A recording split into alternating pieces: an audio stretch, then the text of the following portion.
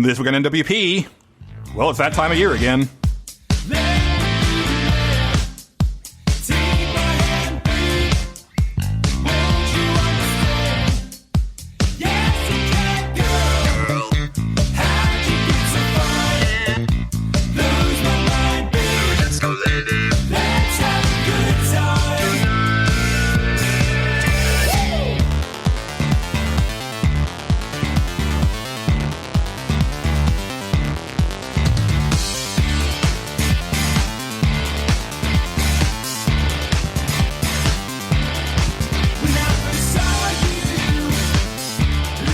Hello, and welcome to Nerds Without Pants, episode 125. I am your president, Donald Trump, and I am here to talk to all of you gamers. We are here to talk about the state of the generation, and I have some very fine, very wonderful people, the best people. We have Patrick. PK Blazkowicz.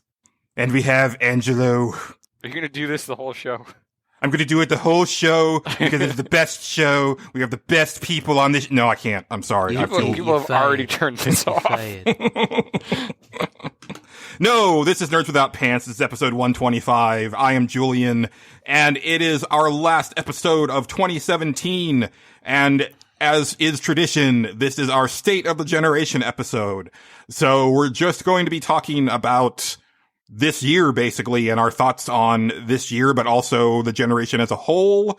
You know, our show is kind of meant to be timeless. This is one of those few episodes of the year where we're not timeless, where we actually talk about Nintendo, the goings on, yes, of the industry and stuff like that. So without further ado, we're going to kick this off. And I thought we would start by just like kind of taking a temperature of the room and see like how we're feeling about the generation after this year. Like if our thoughts have changed at all. Mine definitely have, which is nice because I feel like I've been saying the same thing like for the last couple of years pretty much. And I have new things to say this year, which is a nice feeling.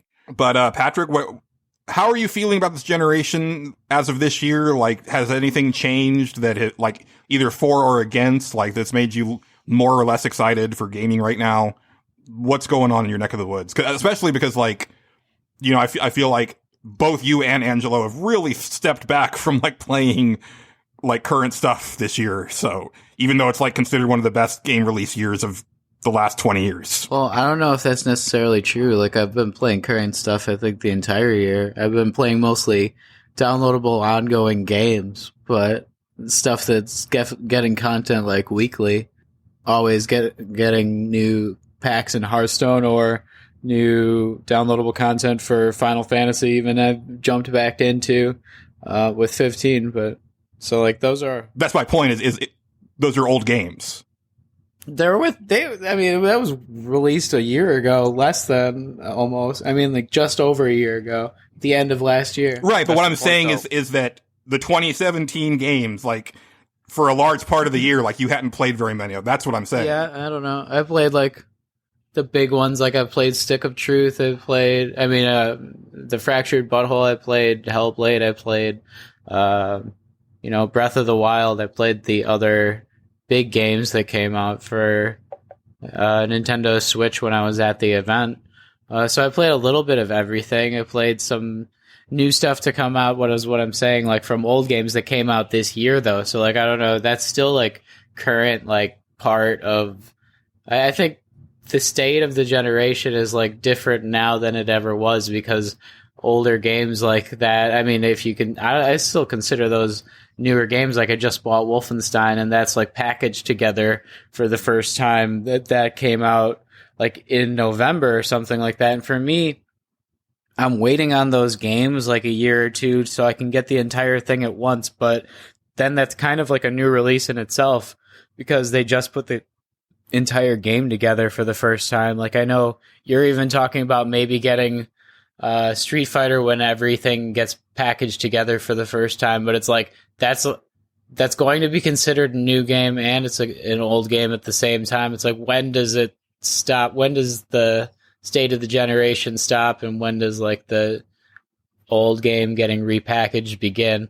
There's going to be a new Shadow of the Colossus, and that's like entirely from the ground up. But like, is that a new game? Not really. I'm going to play it, but No, it's not. it's going to have. Yeah, it's a remaster. It's going to be a lot faster, and I know I need new ground up reworkings of old games like that if I'm going to play it, because I just played Zone of the Enders Second Runner, and it was like the game's worlds just don't hold up anymore. I've gotten into Dot Hack with like one of the sales that they had recently on Amazon, and those worlds they're so barren compared to other things that even released like 2 and 3 years ago, like Wolfenstein that I've been into. But the newest stuff, the most recent hotness is like, it's even better than movies in some cases. Like the new South Park game is just absolutely above and beyond anything that I could ever imagine it to be. And things like that are just like surprising left and right. It's like, it's crazy that we're still talking about like Wolfenstein versus Doom, like a year after everything,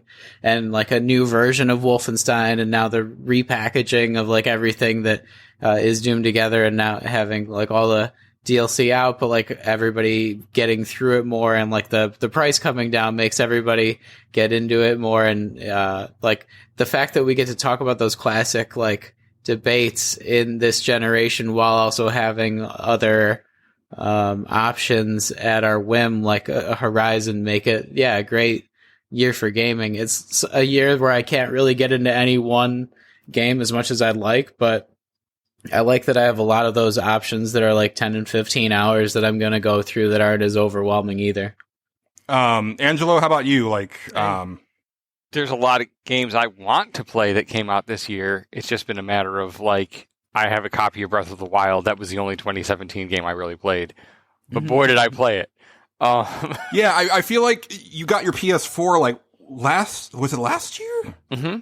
And, like, I never see you on your PS4. Yeah, I'm mostly on my PC, and I've actually, been playing on my PS3. I've been playing PS2 games.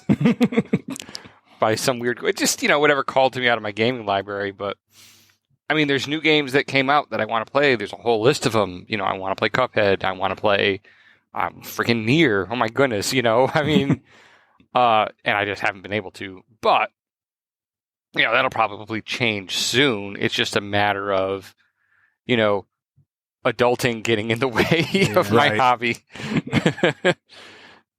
I think. There was a whole list of things that came out this year that I want, and I feel somewhat, definitely more than last year, like, okay, it wasn't a mistake to get a console. Right. Because once the games come out, or, now that the games are out, I want to play them. And Mario Odyssey, and, there's, which I will have an opportunity to play soon. They're definitely improved over last year, for sure, as far as the state of games, I think, of this generation specifically. Yeah, for the last couple of years, I've been pretty doom and gloom, about where things are going, and like some of the stuff that's been coming out. Like my overall gameplay the last couple of years, as far as like number of games that I've bought and completed, has gone way down. And then this year, it's kind of funny because, like, we're already 4 years into this generation, which, if you go along the timeline of the olden days, would be almost the end of the generation. I don't think that's going to be the case, but there's already rumblings of a PS5, in the rumor mills at this point. Last generation, it was like, 2005 kicked it off with the 360. And then it was really 2006, with Gears of War, where it was like, oh, okay, here we go. Now we're getting into gear. No pun intended, but now, but here I feel like this was the year finally where like everybody was like firing on all cylinders, and we'll get to, we're going to like talk about each of the big three individually, but like, let's not forget that like Nintendo kicked off this generation with a whole different console that is now dead. Like it took everybody like a little bit to get rolling. I mean, except for Sony, but even then, like I would say that like this is the year that like Sony has had like some of their best games of the generation, like just like bam, one after another. Yeah. Where, like they definitely had their handful of games the last couple years, like maybe one or two, but here it's like, oh no, there's like a lot of really good stuff that they released this year that are on a lot of people's top 10 lists. Not mine, but a lot of people's. Yeah. But I feel a lot more positive about things as a whole. than I did before. Like, and part of that is just because this was a phenomenal year for video game releases. And I ended up playing a lot of them. I didn't start the year out that way, but like in the last like 3 months, I've just been cranking through 2017 releases like they're going out of style. And it's because I felt like I needed to play them because I was like, I need to experience this right now before like, you know, they get eclipsed by other things that are coming out. But yeah, I feel really good about things right now. And it's nice to be able to say that because, you know, I feel like I've been kind of a broken record the last couple of years being like, well, you know, it's not really happy with, you know, whatever.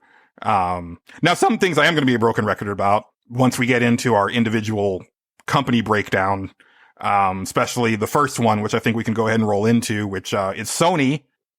I've finally come to the conclusion that I just got a bad PlayStation 4. After talking to lots of people and showing video evidence of what my PlayStation 4 does or doesn't do, everybody's like, no, my PlayStation isn't like that at all. Problems. Yeah, my PlayStation is slow to the point of being almost unusable sometimes. Oh, wow. Yeah, that's an issue. Like yesterday, I saw that Life is Strange Before the Storm had updated, which means that the 3rd episode was out, which is the final one. And that game has been incredible for me, and I want to see the last episode. So I go to fire up the game, and it says that I don't own it, and I need to purchase it. So I click purchase/install, and then I go to the store, I went to the store 3 times because it didn't work the first 2 times. And then it says that I own it, and it's installed. All right. So I guess I'm just going to come back to this when they sort this out. But yeah, even something as simple, I just became friends with Casey on the PlayStation Network, and I was like, oh, let's compare games. Spoiler alert, we have like no, like, we have like 0.05% like similarity in game selection. But I couldn't look at that like the first couple times I tried. Like I clicked on his profile and I just get the little Sony button thing forever. Like that's what my system just does for almost everything. So it's not a fun experience for me. I went to go buy The Evil Within 2 at Best Buy, and they only had it on the end cap as PS4. And I was like, oh, it must be an exclusive like the first game was. So I grabbed it, took it to the counter, and then the counter, they had the Xbox One version. I was like, oh, let me swap this out because I'm going to have a better experience on the Xbox. Now, that being said, you can't deny their library. Right. No. Holy cow. They went it's the only one, it's the only one Yes. to have if you get one because of the library. Yeah. And this, I think, was a banner year for them. You know, you're talking exclusives, like you've got Persona 5, you've got Horizon, you've got Nier, which some people think is a really great game. You've got Neo. And then you have Hellblade, which is a really great game. And there was one other one. Resident Evil 7, which is not an exclusive, but if you want to play it in VR, that is where you got to play it. Because it's a PS VR exclusive. Like they just had a really great year. And so it's this like weird thing for me where it's like all these really good games are coming out, but I had this really bad time playing them on this hardware. So I think for me going forward, my plan is to upgrade to a PlayStation 4 Pro, but I'm waiting to see if they do one that either has a larger hard drive or they drop the price next year or something like that. Something to make it a little more appealing to me. Cause as it is right now, like, man, I just have like so many issues with that sucker. And I don't have hair to pull out, but if I did, I would be, because it's like, nobody believes me. Like, I'm like, guys, my PlayStation sucks. And they're like, what? Mine is fine. I met one person online on Twitter, Arhexis. He comments on Twitter a lot, and he has the same problems where he was like, no, this thing is a piece of crap. And they must be like a 1 million, like, luck of the draw. But like I said before, guys, if I'm going to get a system that's borked, it's going to be me. That's why I've had like so many red rings on the Xbox 360 and so many burnt out drives on the PlayStation 1. Like, they just find me. Yeah. I had that problem with the Xbox 360, and oddly enough with the Wii U, our console is fine, but its network connectivity is horrible. You have to sit there and literally try to connect to something on the store for like almost an hour, and then you'll get lucky and it'll finally establish the connection you need and start downloading it, and then you'll be fine. But for some reason, it is very bad at establishing connections, and it's sitting right on top of my router. In fact, I replaced my router a little while ago and hooked everything back up to it, and it still sucks. So it definitely wasn't the router. Right. It's just bad. But I'm the only one that's had that problem. A lot of people said the network is slow, or the network will occasionally kick them off, but not to the point like what we're having, where you have to sit there and literally dedicate a half hour just to getting the console set up to download something. Right, that should never take away from like what really happened this year with Sony, and that is the games. Like that is what they showed like at all their different conferences, and like that. It's funny like that they had such a good year. Like when we just mentioned all their big games, we didn't even talk about like this is the big year for a lot of people for Yakuza, like actually like becoming like a big franchise for them, and they had like a reboot of like Yakuza but like we didn't even mention there's a new Uncharted game, because like there's so many other games that have surpassed it, like in terms of what's hyped in our worlds, like Persona 5 that we haven't even gotten through yet. We're not even going to come close to like a new Uncharted, whereas that would be like the major release in a lot of other years. It's not even one we mentioned in our first breaths. I've never played any of the Uncharted games, so like I don't really think about it. And I think also because it wasn't like a full-on Uncharted game. Like I know it's a pretty lengthy campaign, but it wasn't like situated as like Uncharted 5. You know, it was like this nice little. Drake is like starring two women. Well, no, I think it's because it like didn't they release it as like $30 and it's like a smaller adventure. Like it's not like a fully fleshed out Uncharted game. Like I think it's supposed to be like shorter than the first game was, and I know they've gotten progressively bigger. So, you know, like the way that it was maneuvered in the marketplace, like I didn't really like, yeah, I mean, it's definitely one to mention. It's just, I'm not an Uncharted fan for one. And then two, like it just didn't have that like, you know, big like marquee release that you would expect it to have. At least not in the realms that I was looking at. Like I know people, it came out, people played it, they liked it, and then like no one ever talked about it again. Right. It's how I seem to experience it. Mm-hmm. It's not on my radar either, the Uncharted game. I played the first one and I was like, wow, this is a fun game while I'm running around, but the shooting is terrible. Mm-hmm. And then I got on a jet ski and I was desperate to get back to the shooting because the jet ski was so much worse. Right. So that was my experience with the first Uncharted. Yeah, they've gotten better. I will play the second one because I've heard that's really good. Right. Yeah, I beat that one 3 times. It was like I've heard they get a lot better. I just need to like tell my brain it's okay. You can play another Uncharted. It'll be all right. You know what? You know what I need to do, and I'm starting to finally accept. Like I'm starting to like not worry about the stigma of it or the personal stigma. It's just like putting some games on easy and just cranking through them just to like say that I experienced them.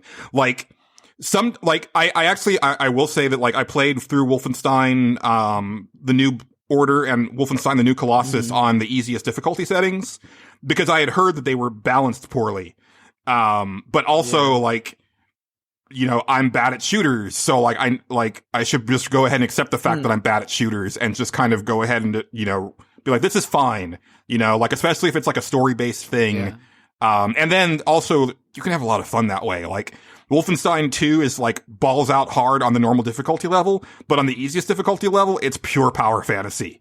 Like, it feels so good. Yeah, I haven't had any trouble on normal difficulty with the new Colossus or the New Order. I've been like, well, Lottie freaking da, Patrick. I died 1,000,000 times on easy. Really? Yeah, I died a lot on that game. Yeah, there's like sometimes when it's like video game related deaths where you're like not sure that there's going to be like 5 enemies that come out of this random corridor that's right next to you, but like.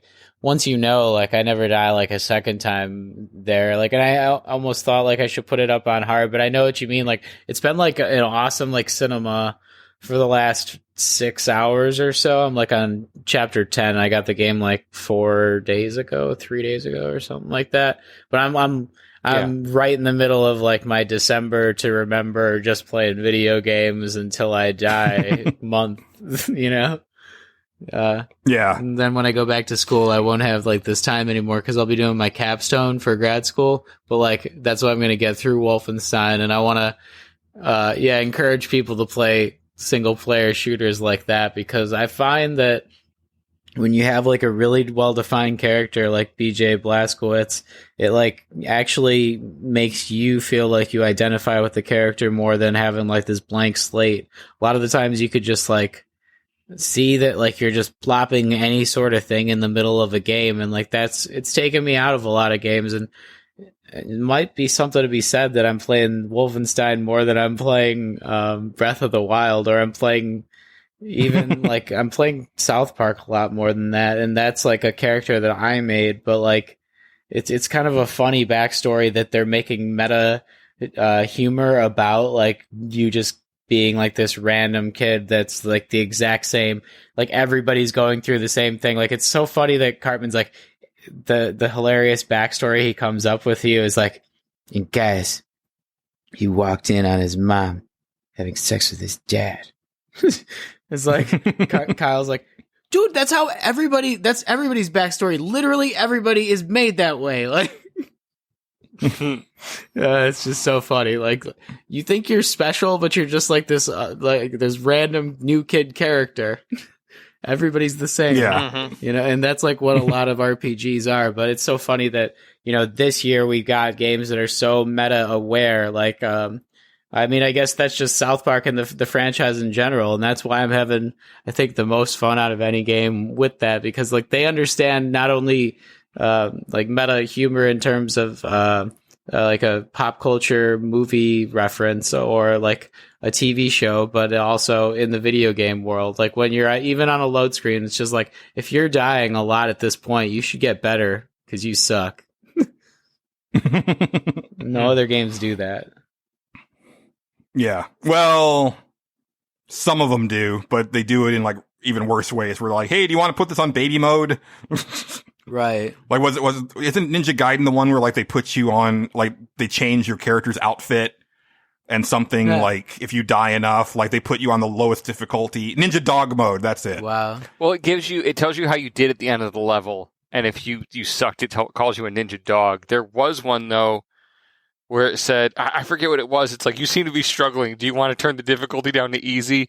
Like, there was a game that did that. Yeah. Well, there's a bunch of games that do that, but there's one I was thinking of where, like, they change your character model, too, and it's, like, something really embarrassing, like you're wearing, like, a baby bonnet or something. Like, you know, like some sort of mark of shame. So, but, like, okay, I don't care. Like, Wolfenstein, if you put it on the easiest mode, like, on, like, the original screen, I think it turns into a baby bonnet, but, like, it does, but you don't run around like that in the game. Number one, number two, they did that in the original MS-DOS game. Number three, take a freaking joke. You know, I mean that's it. It's a joke. Yeah. Now I understand some people get real bent out of shape about everything. All right, because people are stupid. But it's an anonymous society we live in. They can post whatever they want. But that's part of it. But people are jerks in real life too. I mean, the other part of it is, I think so. I don't want to, I don't want to get into this right now, but let me just say that sometimes people do need to be experienced in the games they're playing for people to take their opinion seriously. Sure. But at the same time, I don't even want to go into this because it just gets me frustrated, but freaking be adults, please, too. Anyway, but I don't think there's anything wrong with so for me, if I don't die a few times playing a game, then I'm bored, right? Like, if the game isn't forcing me to think and then holding consequences over my head. And I think it's why those games that some people pejoratively, but also I like to jokingly call walking simulators, because it just makes me smile and I don't know why. That's why. No, I don't think Hellblade is. Shut your face. Hellblade is not one of those. You can fail at Hellblade. That's the thing. Like, you can fail a sword fight, and even from what I understand, if you fail a sword fight, you sure know that you failed a sword fight. Like, I mean, people were talking about The Vanishing of Ethan Carter and how great it was, and I played it and I was like, man, it's got great story beats, but I'm just so bored playing it, right? And I save that for like playing a game with people who don't play. Yeah, I want to rip through this game and see everything it has to offer and not be challenged and just turn my brain off. Like, that's fine too. And it's It's funny because my wife and I both play games, but we have totally different approaches to them. Like her approach is, I want to do this and not think, right? Like I want to do this and do this to just totally unwind and not occupy my mind at all and just spend like an hour just blowing off steam. Whereas I'm the opposite. I come home and it's like, I've just had my mind occupied with this. I want to turn my brain onto something else and have it chew on that something inconsequential for a little bit, you know, like that kind of thing. And it's a totally different approach to it, but both are 100% valid. Yeah. Where the hell was I going with this? Anyway, turn down the difficulty if that's where you're having fun. That's fine. You know, I always try to find like a sweet spot too. And you know what? Some games where I suck at, it's not on normal. You know, if it's a game that I really suck at, I'll just put it back on easy, like, and enjoy it that way. I think that's probably maybe why I don't enjoy these strategy RPGs so much. It's like, you know what, man, just suck it up, put it on easy. And well, if you can, because a lot of strategy RPGs don't have settings. A lot of them don't, but I think Fire Emblem lets you. Yeah, like, that's true. You know, if you just want to go in there and make weird magic babies at time travel, go ahead. Who cares? Some of the time it's like a matter of you seeing the way that the developers intended you to play the game. Like sometimes it doesn't even have to have a difficulty setting, but it's hard as hell for me and I can't complete it no matter what, like Myst.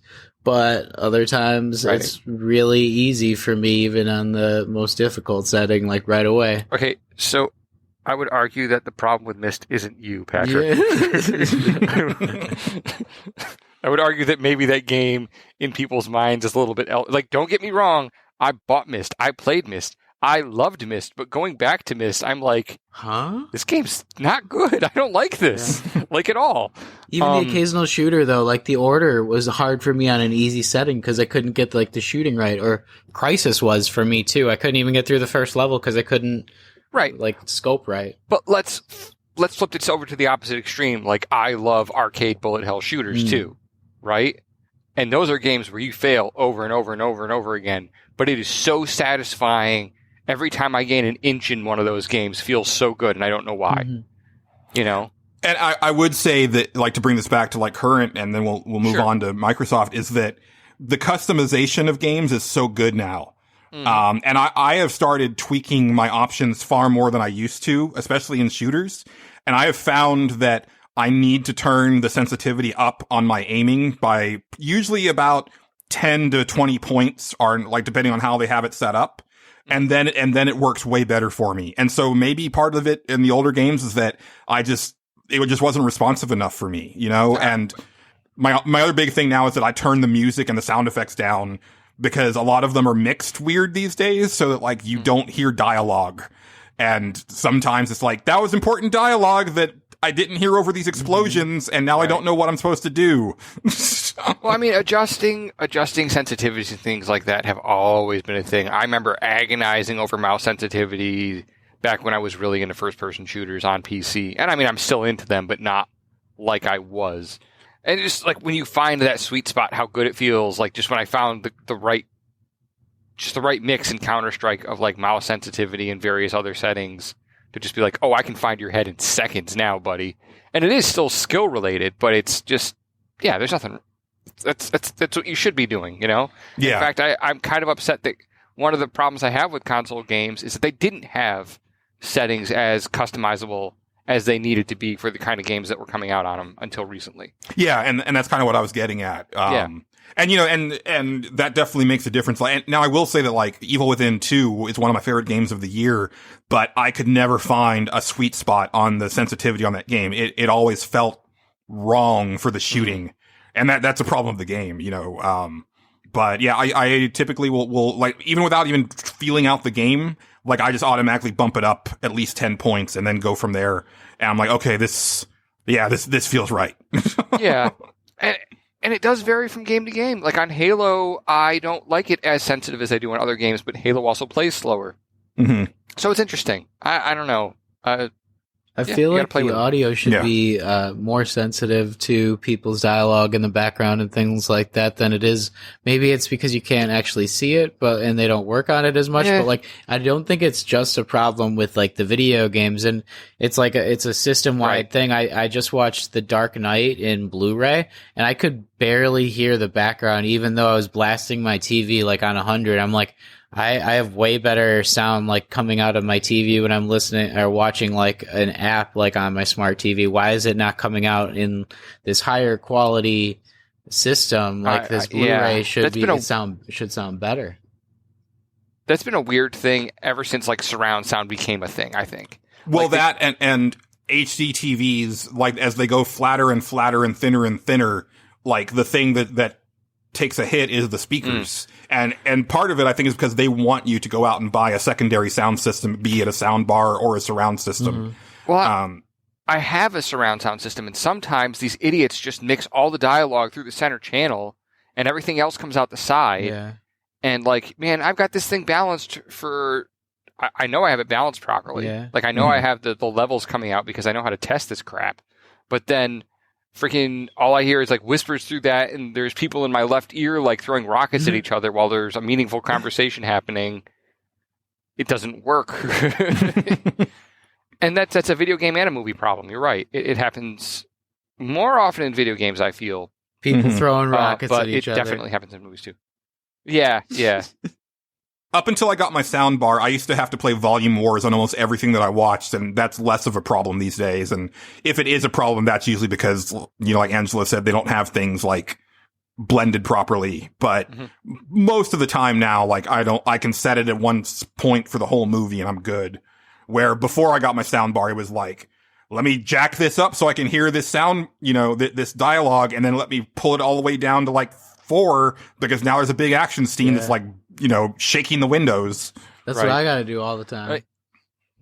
Yeah. But even It's a now, pain. it's like I have to balance the sound different if my furnace is running because I have forced air and I can hear it coming through the vents, or God forbid it's raining outside, and because I live in the suburbs, if it's a high traffic day and it's raining, I get to hear car noise because, you know, my living room is in the front of my house, right next to the street. So it's, I don't know. Yeah, I wish I could hear like the stuff that's in your room, because like I play late at night, and when my furnace goes off, like you can hear really loud noises, and then like my upstairs roommates like will sometimes wake up from like a loud noise that will happen just after the furnace turns off if I forget to turn down the volume. So it's my fault. I'm the asshole, but it's really the furnace. It's the house. Yeah. Like I feel like everything should be balanced around like 20 on my system, and then I have to crank it up, and then I have to turn it down. It's like, this is annoying. Yeah. Anyway, I've lost friendships that way. state of the generation audio systems. Yes. Things to me, different things to me. Everyone's saying different things to me, different things to me. Do you believe in what you see? There doesn't seem to be anybody else who agrees with me. Do you believe in what you see? Motionless sweet, nothing is real. Wasting my time in the waiting line. Do you believe in what you see? 9 to 5. No, State of the Generation, Microsoft, where I get to be the old man yelling at the sea because Patrick and Angela are going to check out for this part. Cuphead's awesome. I have no interest in Cuphead. I do Which pick me up. everybody who's like not an Xbox fan is like, what? That's like your one game that you get to play I know, this year. that's what I was gonna say. So I think that the Xbox One is on track to be the PlayStation 3 of this generation. Like, it took them a really long time to get their shit together, and they bungled things from the get-go with their whole, like, you're not going to be able to play your games unless you're connected, and blah, blah, blah. But they have slowly added features and usability to the Xbox that make it, I think, one of the best value propositions on the market. And we talked about it a little bit in the past, but like, you know, the fact that like they had the Xbox 360 backwards compatibility library, it's constantly being updated, and now they're releasing original Xbox games on there. And it's not that they're just playable on this system. They look and sound and play better than they ever did before. The load times on these older games is fan-freaking-tastic. And it's like, when, you know, it's like sometimes when you get like re-releases of games on newer systems, it's like, huh, this load time is still really bad. But like, I was playing Knights of the Old Republic on my Xbox One, and like, it loads so fast you can't even read the loading screen dialogue. You see it and it's gone. And it's like, wow, that's good. They put some work into this. And, you know, it's that way with 360 games too. And, you know, every month there's more of them. And on top of that, like, yeah, they don't have exclusives, and that sucks. And we're going to get to it a little bit later, because I think that Microsoft is unfortunately on the whole anti-single player kick, and that's a problem. And I think that if they want to succeed, and they definitely could, because like the Xbox One X is a far superior system to anything on the market, and even the Xbox One S is really nice, and it's super cheap now. How does it differentiate from like the PC or whatever? I feel like it's like essentially the same system except underpowered comparatively, and like they're making the exact same games for it, except like some of them don't even come out for it. Like, so like if I would choose one or the other, I'm not sure like the difference, like in how Microsoft's really selling them, or why they're selling two different versions of almost the same system. I don't know. I mean, why is Sony selling two different versions of almost the same system? Yeah, it doesn't make sense. That's what's confusing me, and why I haven't upgraded. Well, one, like the Xbox One X was $500, not like $2,000. But also, I can put in an Xbox game and it's going to run. Like, it isn't based on what video card do I have, or you know, how much RAM do I have, or any of that bullshit. Like, it's you put in the disc and you go. And that's very appealing to people like me who don't like fiddling with all that computer stuff. Like, I can't build a computer. I don't know the first thing about doing it. And I don't like playing on computer. I don't like being hunched in front of a desk. Like, it's just, it has never appealed to me. I've dabbled with PC games in the past, and it's usually like, I can do it for about like a 15-hour game, and then I'm done. So yeah, I mean, it's not a, like, it's an edge case type of thing, but I mean, gotta get the right setup, maybe, like we all do. I don't play on my MacBook, even though I could, because I don't have the right setup. But if I had, like, my friend has this great chair that he sits back in, and like it's like behind this other, like this great mahogany desk that's behind like another couch, where he has like this other TV that he watches while he plays the computer game. Like, and if you had a setup like that, you're almost like Ozymandias or something. And in that case, it's like, you know, PC Elite. That's great. Oh, but that doesn't appeal to me at all. Like, that's just like, I don't like just describing that setup. I'm like, no, I don't want to. No, I will be honest with you. If it wasn't for the mouse not being a thing on consoles, and I can totally understand why it isn't, but if it wasn't for that, I would totally console. I think Microsoft also just added full mouse and keyboard support for Xbox. Like, I just saw that like article in the last week. They will never let you play a first-person shooter with a mouse, because it puts people at two. It doesn't work. It's probably for like the MMOs and stuff like that. Right. But that's nice too. And I think PlayStation does that as well. I think you can use mouse and keyboard. I know you can use keyboard, because I've been able to all the way back since the dawn of Final Fantasy 14. I know. Yeah. And then that's the thing that I wanted to get to is that I wish that the companies as a whole would like pilfer from each other a little bit more. Like, Microsoft just recently introduced the rarity for achievements like Sony had from the get-go, which is a really nice feature, and I wish that Sony would take the achievement tracking thing that the Xbox has, because, like, let's say that you have, like, a really good one is, like, kill 1,000 treasure goblins on, Diablo 3. Well, on the Xbox One, I know exactly how far I am along to getting that achievement. PS3 or PS4, I have no idea. I just know that it's rare. So that's really nice. But then, like, so I've been playing Horizon Zero Dawn on PS4 recently, and I've been having a blast with the photo mode and sharing those pictures on Twitter. And that's fantastic. And you can share stuff on the Xbox, even though they don't have a dedicated share button. They have a workaround for it, but they don't have any of the stuff in place to share it to anywhere that you would care to share it. Like, they don't have any things set up with like Twitter or Facebook. You can share it to like your Xbox wall, which like who's looking at that? Or I think you can do clips to YouTube, which is fine. But, you know, like I like to share that stuff through Twitter, and it's like I can't do that. It's like, come on, guys, just make it happen. Like if Nintendo has that stuff going on, Right. like y'all really need to get this working. I've been super happy with the Xbox, and I will say, so this is one thing that I thought was really funny. When the Xbox One was unveiled, like it was like, we're going to be like all digital, like you're going to have to, you know, be online all the time, but you can share your games that way, blah, blah, blah. Of course, everybody was angry about it. But this year, I've gone almost full digital on my Xbox One, and it's been really nice. And that's what everybody was trying to tell Microsoft. It's like, guys, you don't have to force it. It's going to happen naturally. Don't. Yeah. That was their mistake.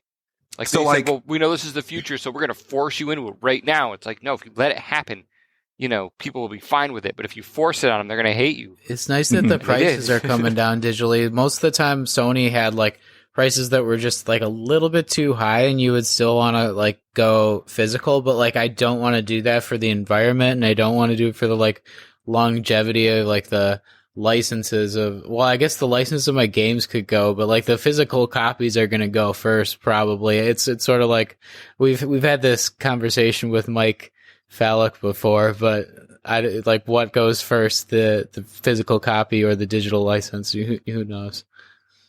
Well, it depends on how long like the service for the digital Right. license, you know, stays intact. But so here's the thing is that I don't want to go digital on the PlayStation because it's such a suck ass thing for downloading games. It took me 3 days to download Hellblade. Yeah. And I bought it the day it came out. There's not enough room on it. Like my PlayStation is the 500 gigabyte version, and 100 gigabytes of it is dedicated to like free space or stuff that is like in the background being allocated just in case it needs it, like to install part of the game, like when I put another disc in or something like that. Then there's another 50 gigabytes that's like for save data and stuff. So I'm left with 350 gigabytes worth of games that I can like put on there, realistically speaking, even though it says 500. It's absolutely ridiculous. So that's what's keeping me from going digital on there. But like the Vita is great and still like alive and kicking and will be for like one more year, I think at least. And the remote play is working better than ever on it too. And that's a system where I've gone completely digital. And like I would want to on the Switch, I would like all of my handheld systems to be like that. And it's why I've held out on that like version of Nintendo. And like we'll get to it later, but I do think Nintendo's on the cusp of like taking over, and it's because of like that system. It's just that I want everything on it all at once, and I can't quite get it yet. Right. Well, and let me tell you like where the impetus for this happened is I had almost planned on not buying Middle-earth Shadow of War because of like all the furor over the loot boxes and everything.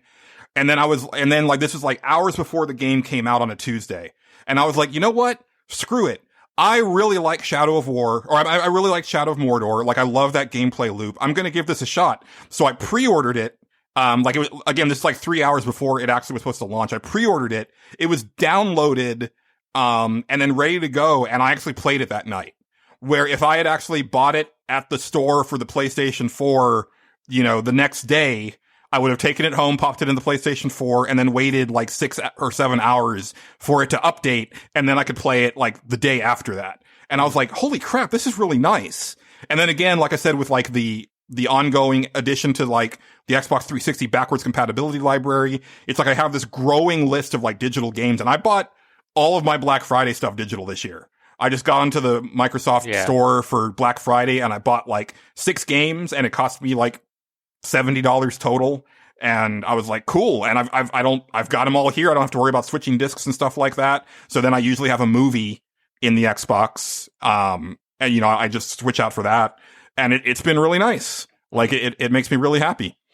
Yeah. I have no problems going digital on PC anyway, because just it's so easy to install stuff, uninstall stuff with Steam. I mean, that's way easier than installing and updating. Oh my gosh. You know, I mean, that's the one thing about PC that's gotten better too, is just the ability to do that. Meanwhile, on consoles, I always feel like I'm going to do something bad, and I don't know why. Now, I don't know. I think it's funny because if we're going to be realistic, half of the last generation was digital anyway because you'd buy a game and you need the day one patch. Right. And then anything before that, sure, if you're talking about PlayStation 2, yeah, those discs are worth something. Those discs have an actual value. But half of the PS3, Xbox 360 library, it's like, well, shoot, whenever they turn that service off, you better hope you have everything updated or you're never playing it again. Yeah. Well, and also like there's so little value to buying the discs anymore because there's no instruction manual. Like there's no, there's really nothing with the disc, and even the disc itself is just an avenue to install the game. Because you're still going to have to update like this. You still have to like store like the whole game on your hard drive to play it from the disc, which is really annoying and redundant. Yeah, like the only thing that keeps me from going completely digital this right now is the crazy deals that I get from Amazon and Best Buy. Because like I'm an Amazon Prime member, so if I pre-order something through them, it's 20% off. If I buy any new game at any time at Best Buy, it's 20% off. And then I get the reward certificates. So like I was telling Angelo and Patrick before recording, like I bought the Horizon Zero Dawn Complete Edition, which was $49.99 that came out a couple weeks ago, and I paid $20 for it. And it's like, that's pretty nice. Like, that's still a good reason to get physical, but at the same time, it's like the convenience factor is so high on the digital stuff that I find myself going more and more that direction. Unless we're talking about collector's editions. And I do like some collector's editions. If you're talking about swag and things like that, that's a whole other argument to be had. But sometimes even that, it's just like, hey, you get all this swag and a piece of paper with a code on it. Mm-hmm. Like they're doing that crap now too. They'll even give you the freaking case, and you open the case, and there's a little piece of cardboard in there with like some numbers on it. Yeah. Like that kind of sucks. I don't know why, but if I want the CE, I kind of want something. I don't know, put a coaster in there, put something in there. Yeah. A lot of the codes are misleading too, like the South Park Fractured Butthole was a day one or pre-ordered edition that had the Stick of Truth code in it, but I just got that like this week, and that's like months after, and I still got the code in it. So it's like very misleading, and they just want you to buy the physical version because I think they're going to print that like amount no matter what for these places. So I think a lot of people would be going digital if not for all these incentives. That you may have actually, it may just be that they didn't sell through their initial shipments. Like, sometimes that does happen where it's like, you'll find like a day one edition, like a year later, it's like, oh, that's bad. I feel bad for that game. Yeah. But then, I mean, we're beyond day one patches now too. Like anybody who's playing freaking launch Destiny is not playing any of the original executable at this point. I guarantee it. Like, they literally rebuilt that game over time. Yeah. So, sure, you're going to put the disc in and you're going to go to install it, and it's going to be like, hey, actually, you should probably just pull this down because none of this is... Yeah, don't use that. There's that Street Fighter 30th Anniversary Edition coming out next year, and unless they do something really cool that comes in the box, I'm planning on just buying that digitally because it's like, I just want those games accessible all the time. I don't have to worry about grabbing a disc to play one of these 12 games. I just want them here. We'll move on to Nintendo because, I think we saved them for last because holy cow, right? Like, like a phoenix from the ashes. Not that they were doing bad. I mean, let's be fair. Even with the Wii U, like failing, like they were still so flush with cash from the Wii and the 3DS. They were doing fine. Like, there was no danger of, like, Nintendo going bad. Nintendo was doing fine. The Wii U was not. This is like they had a creature, which was the Wii U, and then they summoned an exact copy of it with new enhancements, which was, like, the Nintendo Switch, like, in the same turn of something. It's like, what? They did that all in 1 year. Right. I mean, like, they were on to something with the Wii U. I was really excited about the Wii U. I bought it pretty early. I don't know. It was the first limited edition they did with it was the Zelda one. I bought, and I was disappointed that one, they never really used the screen a whole lot, and two, the screen was good for some games but not others. Like I could play a lot of games on it really well, but then if it was a super Twitch game, it was just such a bad quality screen that it was hard to see subtle cues quick enough. Right.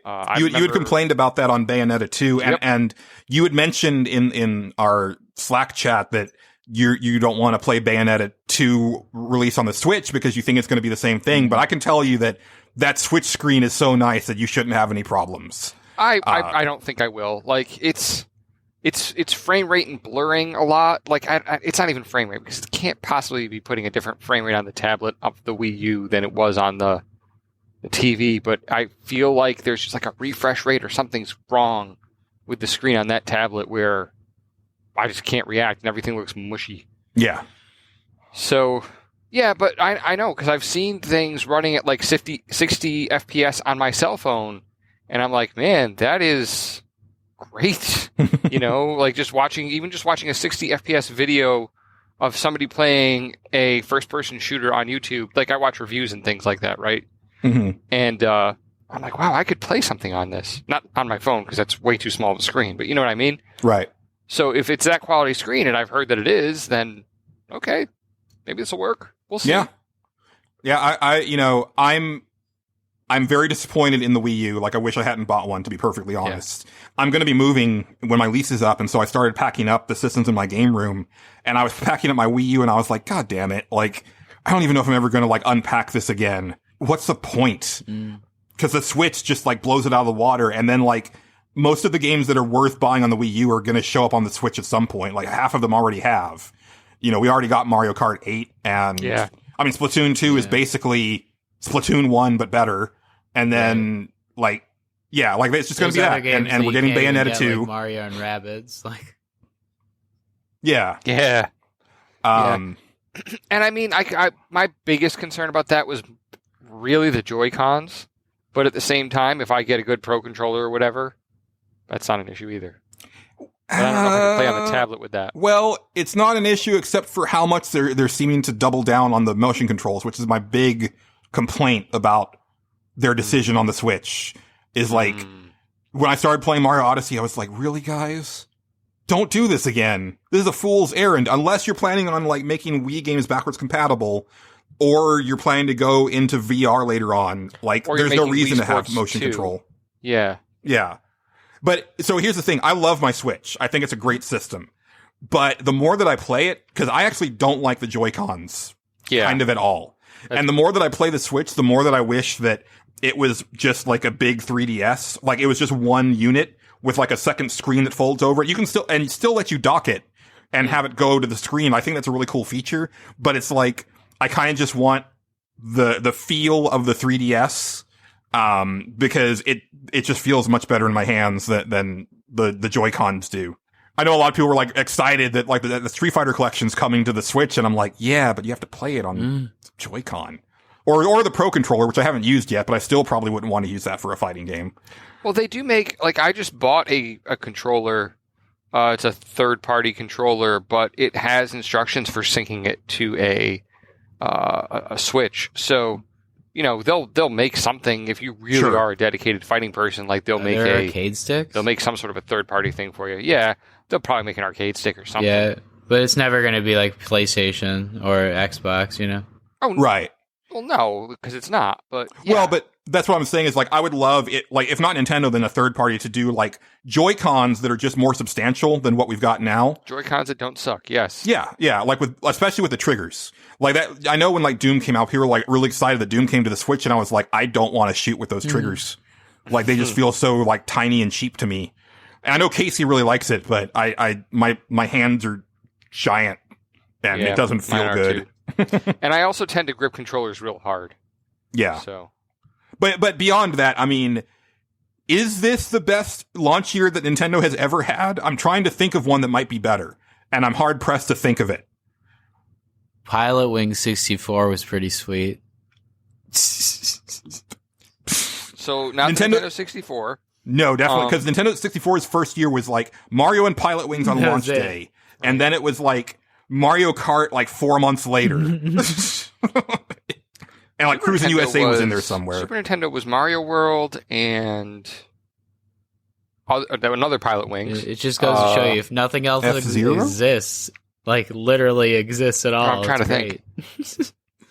I want to say, crap, did it launch with a Gradius game? It was close. It would have been within the first year. Yeah. But that's what I'm saying. Yeah. Like, here we've got, like, not just like Nintendo game after Nintendo game throughout the year, but like a pretty strong third party showing too, especially if you go digital. Shovel Knight, Steam World Dig. Yeah, I mean, I do kind of laugh when they have a bunch of old games come out, like freaking Skyrim and stuff like that. They have Rocket it's like, hey, League, play this. you know. Yeah, but you know, I mean, it's cool to have that stuff, you know, but at the same time, it's like when you have a new system, you want like new games, right? But at least they're getting like the good older games, right? Like, but even so, it's like, you know, like people are saying like Xenoblade Chronicles 2 is like one of the best games of the year. I haven't tried it yet. I own it, but I haven't cracked it open. I was playing the first one, and I know it's actually a lot different. Chronicles X, there's Chronicles X, and Chronicles 2, and the X one actually has mechs in it. It's for Wii U, and that's one that I think might go down to be as like the biggest reason to only have a Wii U. I'm not sure if it'll ever get re-released, or if it does, it'll be like a long time down the road, because it's a huge game and it's really awesome. Kind of has like a Tales of kind of arts vibe to the gameplay. It's like an active time battle, so I can only imagine like what the new version would be, and that's definitely a game I would want to take on the go too, because it's so massive. Like it's overwhelming, but like I really love the world, and so far I've put about 5 hours into it. It's been a lot of fun, so I think I would agree without even playing it, saying like that's just another hit, you know, like that. You gotta play. Yeah. I mean, so I'm going to be going out of town this weekend to my girlfriend's parents, and they live out in East Texas, and there's like nothing to do. And I was like, well, I need a portable game to play. And so I was like going to my 3DS shelf. I was like, what should I get? And I was like, oh, I have the Switch. Maybe I should try Xenoblade. But I went ahead and opted with the 3DS because like you can protect the screen easier, and it's got a longer battery life. So I'm going to go with that. I picked Dragon Quest V on DS to play, but like that it's nice having that option. And I'm actually, so after I move, I decide I'm going to put the Switch in the game room instead of in the main living room. Because so here's the thing is that I don't like playing the Switch on my big screen TV. Mario Odyssey looked kind of bad on 65 inches. Which is, I'm sorry. That's kind of one of the big things that I want to talk about as a whole for this generation. That's a positive is thanks to HDR becoming like the big like buzzword thing with like televisions and stuff. Color has come back to video games in the biggest way possible, and I love it. It's so nice. And that's the thing is that when I was playing Mario Odyssey, I was like, man, I wish this was an HDR. Once you see it, it's just so beautiful. Like, especially when you're going from like darkness to light, like when you see like sunrises and stuff, like the sunrises in Horizon are like the most beautiful, like jaw-dropping things I've ever seen in a video game. But even if you don't have a television with HDR, just the fact that all of these games are now brimming with color, that's another reason, one of the reasons I didn't like Nier is that it looked like a PlayStation 3 game from 2007. Cause it's like brown and gray. And it's like, I thought we were past this. But games are just so pretty now. They're just so gorgeous. Like even the shooters are so full of color and so pretty. Like it's just, it blows my mind. Well, Nintendo never really stopped doing color. No, they didn't. But my thing was that like, you know, I have a 65-inch TV in the living room. And so when I finally plugged Mario onto the TV, I was like, I actually like playing this on the Switch screen better. Cause it's just like that screen pops so nicely. And then when you blow it up that big, it just kind of diffuses some of that look. So anyway, what I was getting at is that when I set up my game room again, I'm going to put the Switch in the game room, which has a smaller TV, because I think it benefits from a smaller TV. Yeah. You know, like it's a great system, and their library, it's really good. Like, and I think I'm not looking forward to a lot of stuff coming out next year. But I think the stuff that I am looking forward to is stuff on the Switch that hasn't been announced yet. Cause they seem to keep like pulling out like, oh shit, you're doing Bayonetta 3? Like what? Yeah, right? Like they're really going for broke on this one, and I love it. You know, like there's some Sony games that are coming out next year, but I'm not necessarily excited to play them. I'm just going to play them. Like God of War, I know I'm going to play, but I'm not jazzed about it. I'm not jazzed about Last of Us 2. But I'm going to play it. It's just more of like, with both of those games, like, really, guys? Like, It's going to be better than we expect, though. Yeah.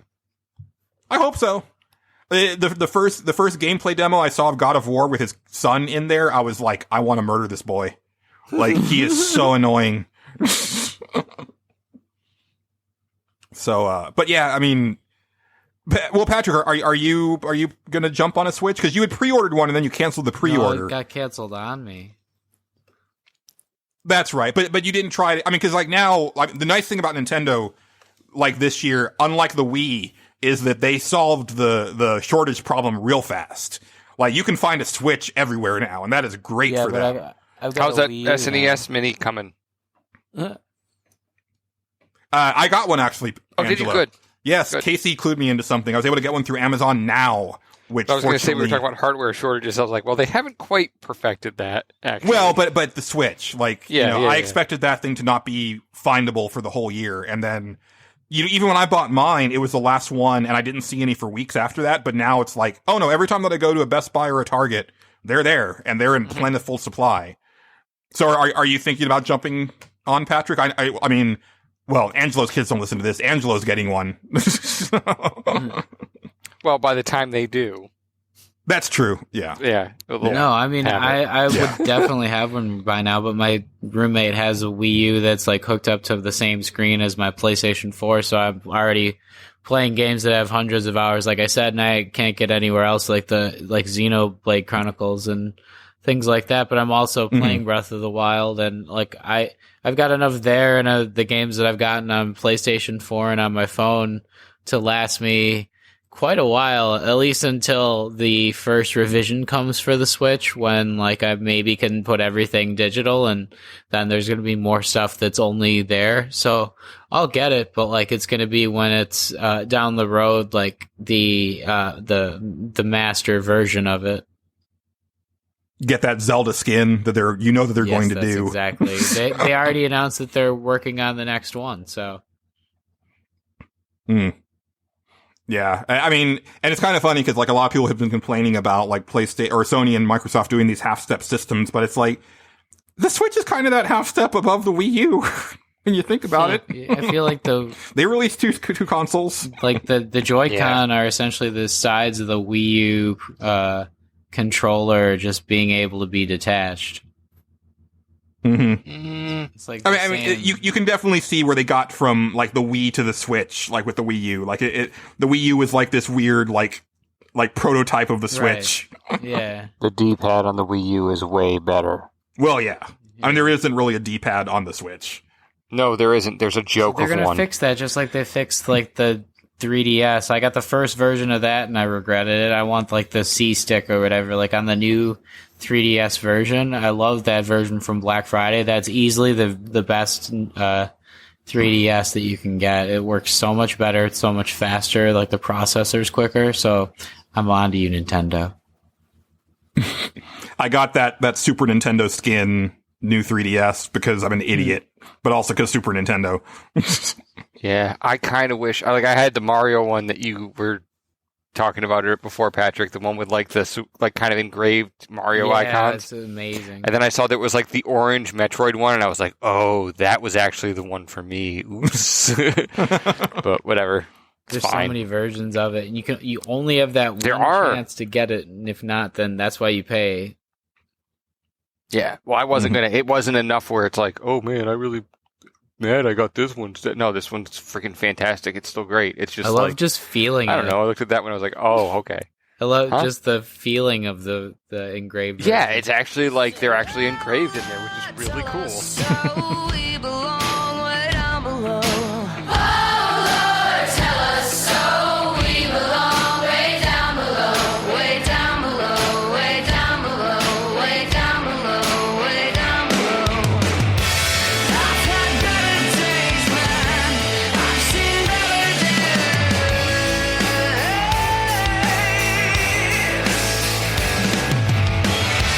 I've had better ways, man. I know better ways.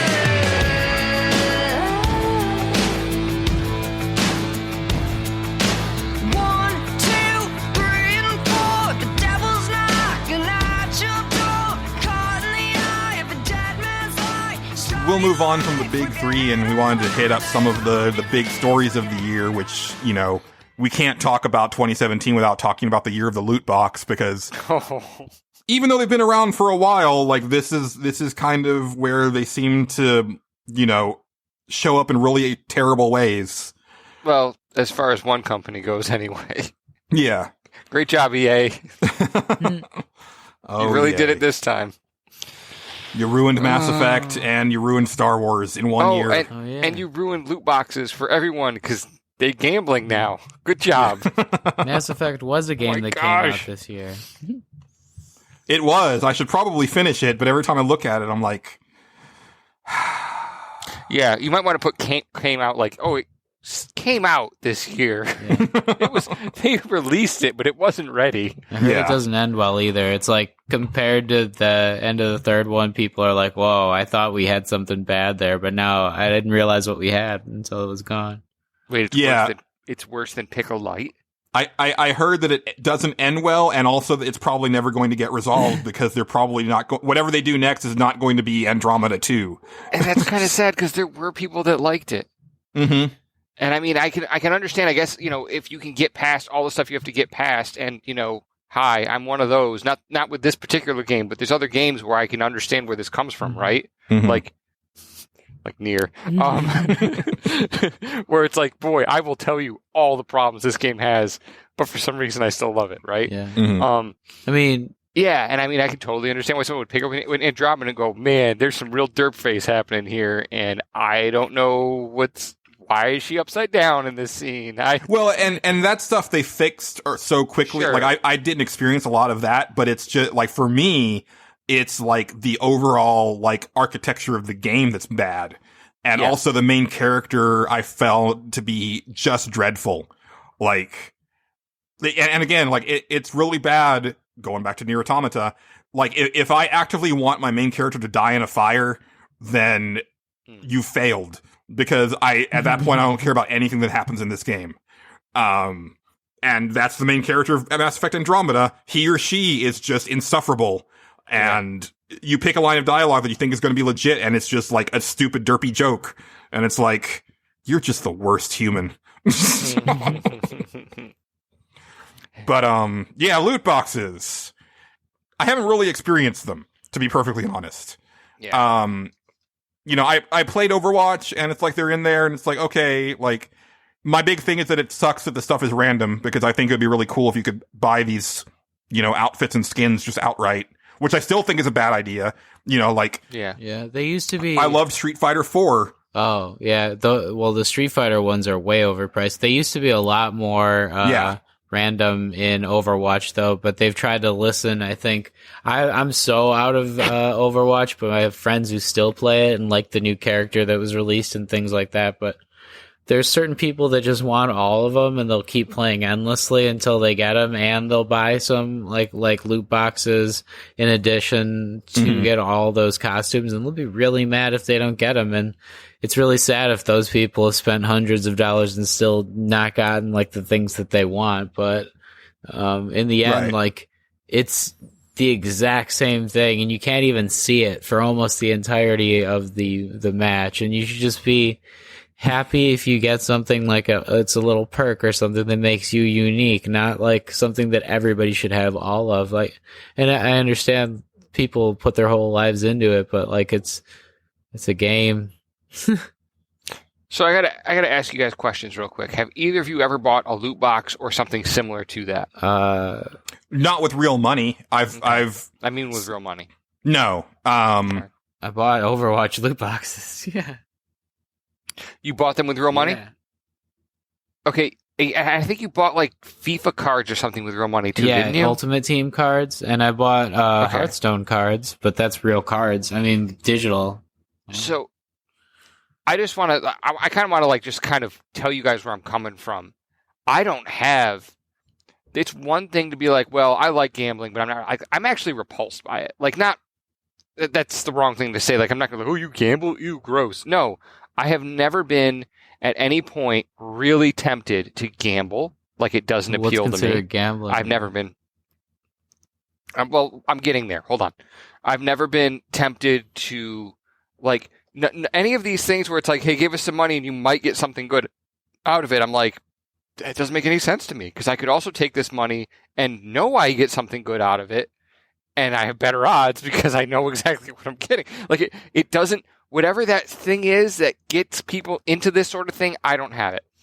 So all the rest of what I'm saying, I want you to keep that in mind. I don't know if loot boxes are gambling. That's not what this is about. What I'm saying is whatever that tendency is that gets people to go out on a limb and put money on the line at the chance of getting something that they actually want, it does not appeal to me. I've won against those odds before. That's what.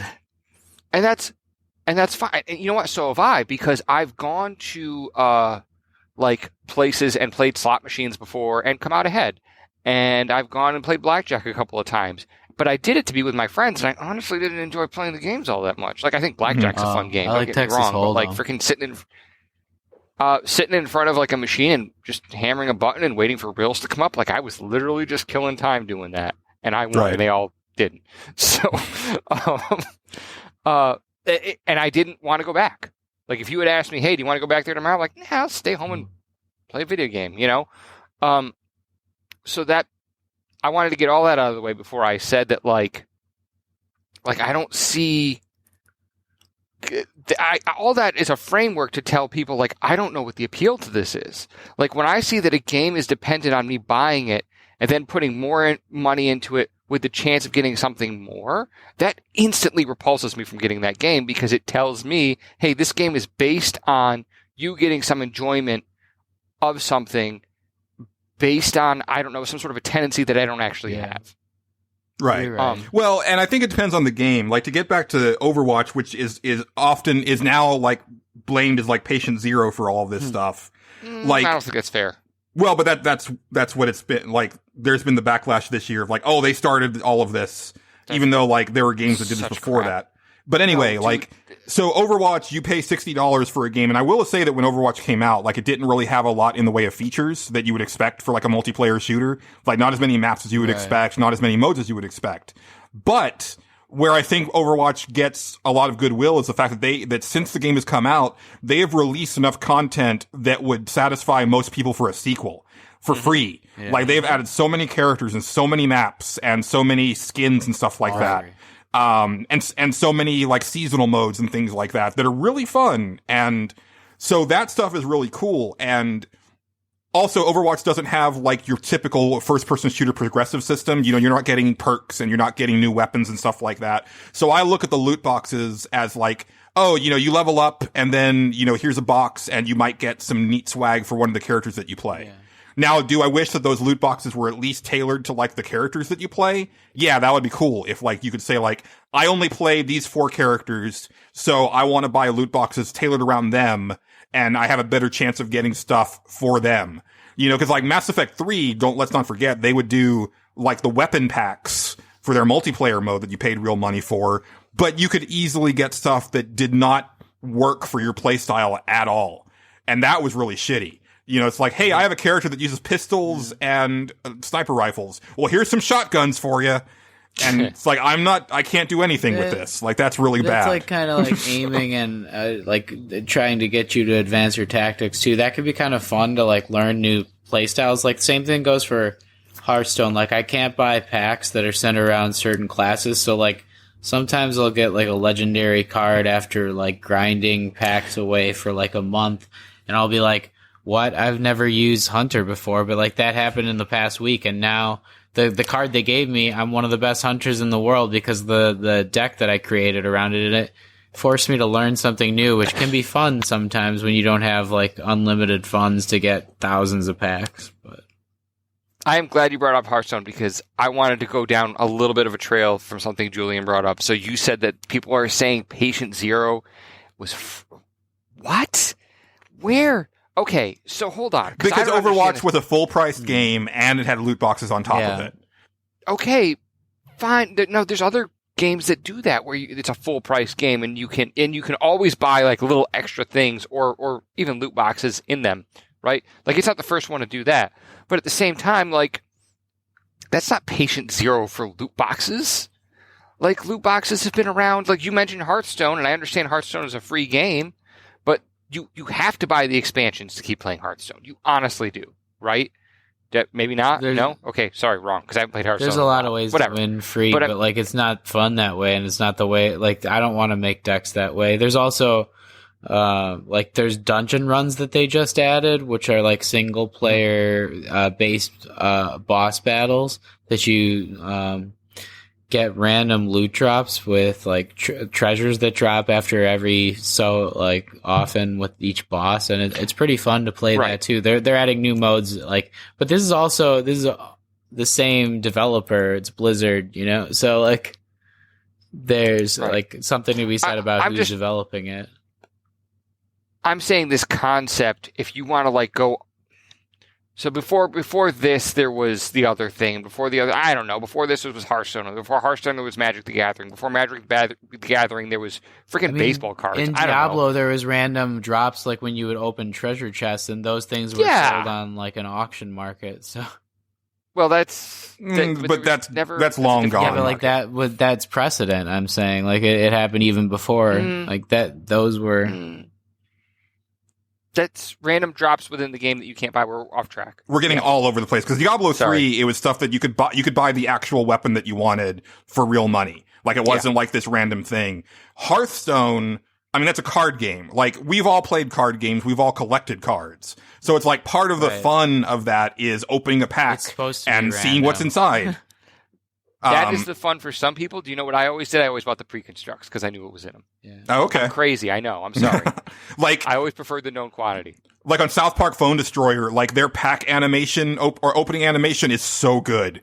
It's like you swipe your finger across the top of the pack and it slowly rips it open. And it's just like, I will say, like, and then they all fly out. It's like, in other real life card games, you can buy the card itself, and Blizzard doesn't give you that option. You just have to buy more cards. So. Right. Yeah, and it would be nice if you could do that. I mean, it should be a premium because, like, if you want, like, with card games, like, you would pay a pretty penny for a specific card. Secretly.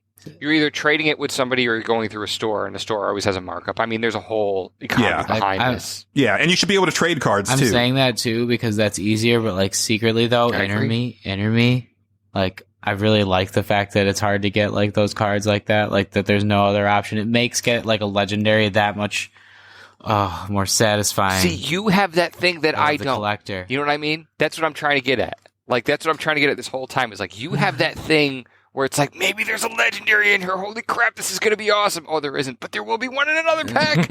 I can't wait. You know, and I don't get that. Like, when a legendary pops, I'm like, oh, that's neat. I take pictures. I don't know. Of it like, and I don't send get it to people.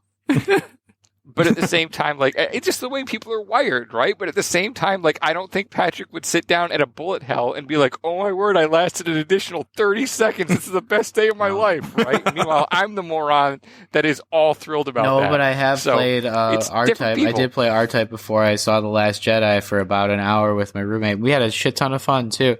That new R-Type Dimension. It's a good game. I should try that. But I think the thing this year that made the loot boxes come across as like more insidious is the idea that they were becoming like a pay to win thing where it's like you couldn't succeed in your games without paying extra money. Now, I don't agree with a lot of what he said this year especially about like Shadow of War, but Jim Sterling with his Jimquisition show on YouTube almost every week has been hammering on the loot box thing, like almost the entire year. Like I played Shadow of War. I didn't beat Shadow of War because the final act is just awful. Like it's just this repetitive slog that makes you do like the same mission over and over, but it just gets harder and harder. But loot boxes don't fix that problem because a lot of people were saying, "Oh, you can't beat Shadow of War and see the real ending unless you put real money down." It's like, well, no, that's like, if anything, the loot boxes make themselves irrelevant immediately because everything that you get in a loot box in Shadow of War is tailored to your character level. And your orcs are capped at your level.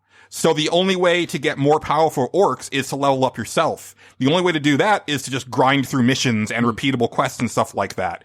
And yeah, you can get like experience boosts in a loot box, but you can buy those with the in-game currency, which if you're playing the game, you're going to have buttloads of.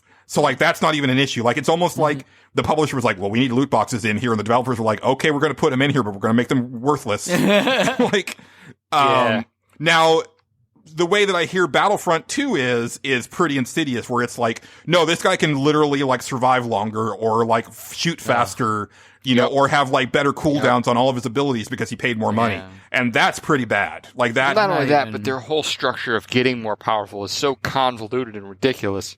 Yeah. I still don't understand I'm pretending like that doesn't even I don't know the game. because like I'm on a high from Last Jedi and I like Star Wars and I refuse to acknowledge parts of the franchise that are no good. There's a lot of parts of that franchise that are no good, more than you might think. I don't acknowledge any of their existence, so I don't know what you're talking about. Well, and it's so frustrating with Battlefront because like it looks and sounds so Star Wars, and it's like it definitely fires that part of my brain where I'm like, I love Star Wars video games, but then I see one, like I don't like multiplayer games, so that's out the window for me. But then I've seen footage of like the campaign, and it's like, you know, I thought you were going to be this new character that's supposed to be really interesting, but every time that I see footage, it's like you're Luke Skywalker or Darth Vader, and it's like this really ugly looking herky-jerky third-person combat in a first-person game that doesn't really belong there, and it's like, that doesn't look good at all. Right. It would be really nice if maybe they had this excellent, well-crafted single-player Star Wars game coming out. Oh, wait. They killed two of them, didn't they? Did they kill two of them? Yeah, there's Star Wars 1313 and the Amy Hennig's game. Oh, right. But EA didn't kill Star Wars 1313. That was enough. Disney. Yeah. But I played the first one, and they actually gave like this season pass out for free one weekend, and I haven't even gotten back into it to play the season pass like maps. And even after that, I feel like the second one that came out like a year later could have used an extra year or two of polish to like make it like an actual better game, kind of like Assassin's Creed did. And even that I heard had its problems, like with the ending boss being a little bit underwhelming and things like that. But like they could have made it better. And like I've gotten my fill recently in that kind of a Star Wars vein, so like I don't even have to think about like another one, because they're so like, they have so many of the Battlefront games that are so similar at this point that are just, it seems like getting worse as time goes on. So like, it doesn't seem like you have to follow it. Like if you have one, you've kind of got them all. Well, and I think, you know, Battlefront 2 was supposed to like fix the problems of the first one, which was mainly that it didn't have enough stuff in the box at launch. And it's like, not only did they not fix that, but then they had all this like pay to win crap on top of it. And it's just not a good look. Like it's not good optics, as they say in PR. The first one. I do want to say though, I do want to say real quick, there are people that I know people that have fun with this game. Like they enjoy playing it because they just love Star Wars so much. They're like, I'm playing Star Wars. This is still great. Yeah, there's issues, but I don't care. I'm having a good time. Have a good time. Yeah. You know, we're going to sit here and we're going to talk about all the issues with it because that's what we do. And that's fine. But if you're having a good time, what we're talking about right now shouldn't have any effect on that. Please go enjoy your game that you paid $60 for. And I'm also like, my thing is, don't, like a lot of people were saying before Shadow of War came out, that once they announced the loot box, they're like, oh, well, I was super excited about this game because I loved Shadow of Mordor, but now that it has loot boxes, I'm not buying this game. Right. And it's like, you haven't even played this game. And it's like, now that I've played the game, I can 100% tell you that the loot boxes have no bearing on the game whatsoever. Excuse me. So by all means, buy the game, play the game, and enjoy it if you're interested in the game. Just don't buy the loot boxes. Don't engage with that crap. And that's the problem, is so many people do. Like, apparently, like, the Ultimate Team stuff for FIFA makes them like $3 billion a year.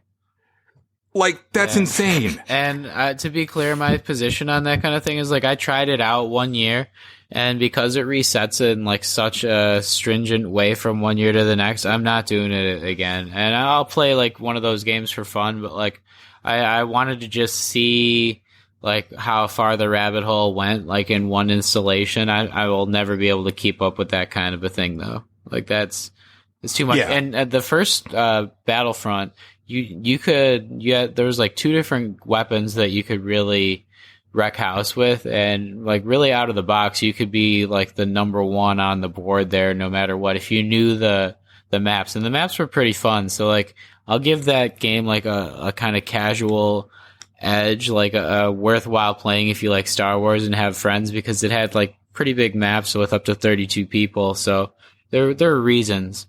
I could just see how it's gotten worse. How thankful would I be in some franchises though if they like had loot boxes in fighting games? Like if I could unlock a character from a loot box, and it happens sometimes. They're that and like the outfits and stuff like that in that situation would be good. Cause like my thing, in these games with loot, with actual gear, is that the people making them don't seem to understand the benefit of loot. Cause as a big Diablo 3 fan who loves his loot and loves, seeing those like legendaries drop and those numbers getting bigger, like Shadow of War, so I haven't played a lot of Assassin's Creed Origins yet. I played a little bit of it, but Shadow of War is really bad about this, where it doesn't seem to matter. It's like, I'll pick up this purple sword, which is a legendary or an epic or whatever, and it's like, awesome. And then like 10 minutes later, I find a common weapon that does more damage. And that should never happen. Like in Diablo, if you get a legendary weapon, first of all, like when it drops, like it's this big deal because it's like this like orange glow that's streaming towards the heavens, and you're like, oh, something good just fell down. Yeah, my eyes get real big. Waiting for this, walk around it a little while. You don't want to open it right away because you don't want to be disappointed. Right, and then you pick it up and you identify and you're like, holy crap, this thing does like so much more damage than my last weapon. And you equip it and it looks badass, and then you're using that thing for hours after that. Because nothing better drops for a long time. But it's like, so far in the couple hours on Assassin's Creed and the 60 hours I played of Shadow of War, it was like, just herky-jerky, just stuff dropping. It doesn't really matter what the rarity level is, like, the numbers are kind of meaningless, and it's like, this defeats the whole purpose of this. Like, it should be aesthetically pleasing, it should have actual gameplay benefits, and if it's a rare item, it should feel like a rare item. Yeah, and even that loot cycle doesn't really grab me either. Like, I will play a Diablo game, and I will like a Diablo game, but once I beat it once, I don't really have the desire to go through it again. Right. And that's just me. So. And I was that way the first time that I played it on PC. It wasn't until the console version came out where it finally got its hooks into me, and I really understood the draw of playing through it over and over. And it's like, they do a really neat thing where it's like, when you create a character on Diablo 3, like, they show you them in like really awesome armor, and then you pick them and start a new character, and then you're like stripped down to just like basic stuff, and you're like, oh, they showed me what I could be one day. That's really smart.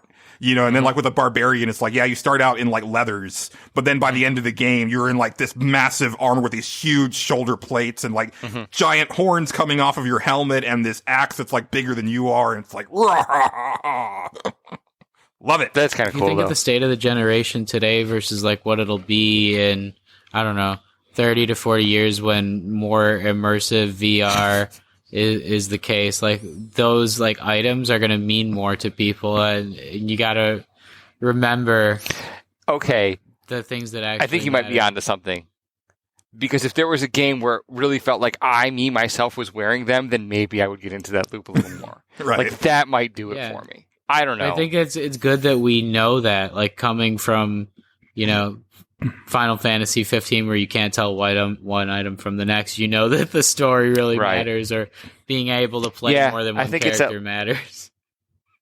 There's still that level of abstraction between me and whatever this avatar is that would be gone in VR, and maybe it would mean something a little more. I don't know. Right. That's kind of cool. Yeah. Well, last real big thing we wanted to hit up before we get out of here is the supposed death of single-player games, which multiple companies, especially EA, but it hasn't just been them. It's been, Microsoft in the past, and other companies have been kind of saying that, oh, well, everything has to be like a game as a service, and it needs to be like, online supported and have loot boxes or things that are going to keep people spending money in it for like the next 3 years and what have you. And people don't really want, these single player story based experiences. And I would have so if it hadn't been for this year of game releases, I would have had a very different like opinion on the state of the generation. And I probably would have been agreeing with the EAs and Microsofts of the world. But this year in particular, if you're trying to talk about the death of single player and the popularity of single player games, this is not the year to bring that up. Yeah. Every big game of this year, with the exception of like PUBG and, you know, like a handful of other ones, is a single player game. I mean, it may have an online element, it may have a multiplayer element to it, but the core of it is a single player story driven campaign. And they're fantastic. I think you would love PUBG though. Yeah. Oh my god, like it's got that Diablo. Oh, I would hate it. That No. Diablo permadeath aspect of it, though. I mean, my friends go absolutely nuts when they lose their characters in their last 40 minutes of their time.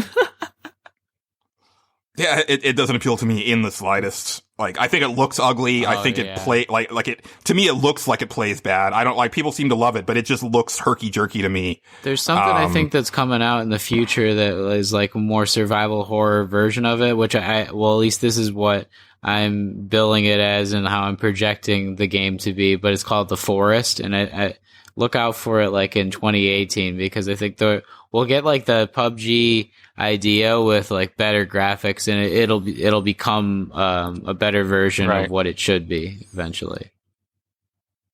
Yeah, and I honestly worry that maybe like PUBG is one of the things that EA was looking towards, where it's like everybody's going crazy for this multiplayer only game. It's like, this is what everybody wants, and it's like, yeah, but people also really want Horizon and Zelda Breath of the Wild and Mario Odyssey.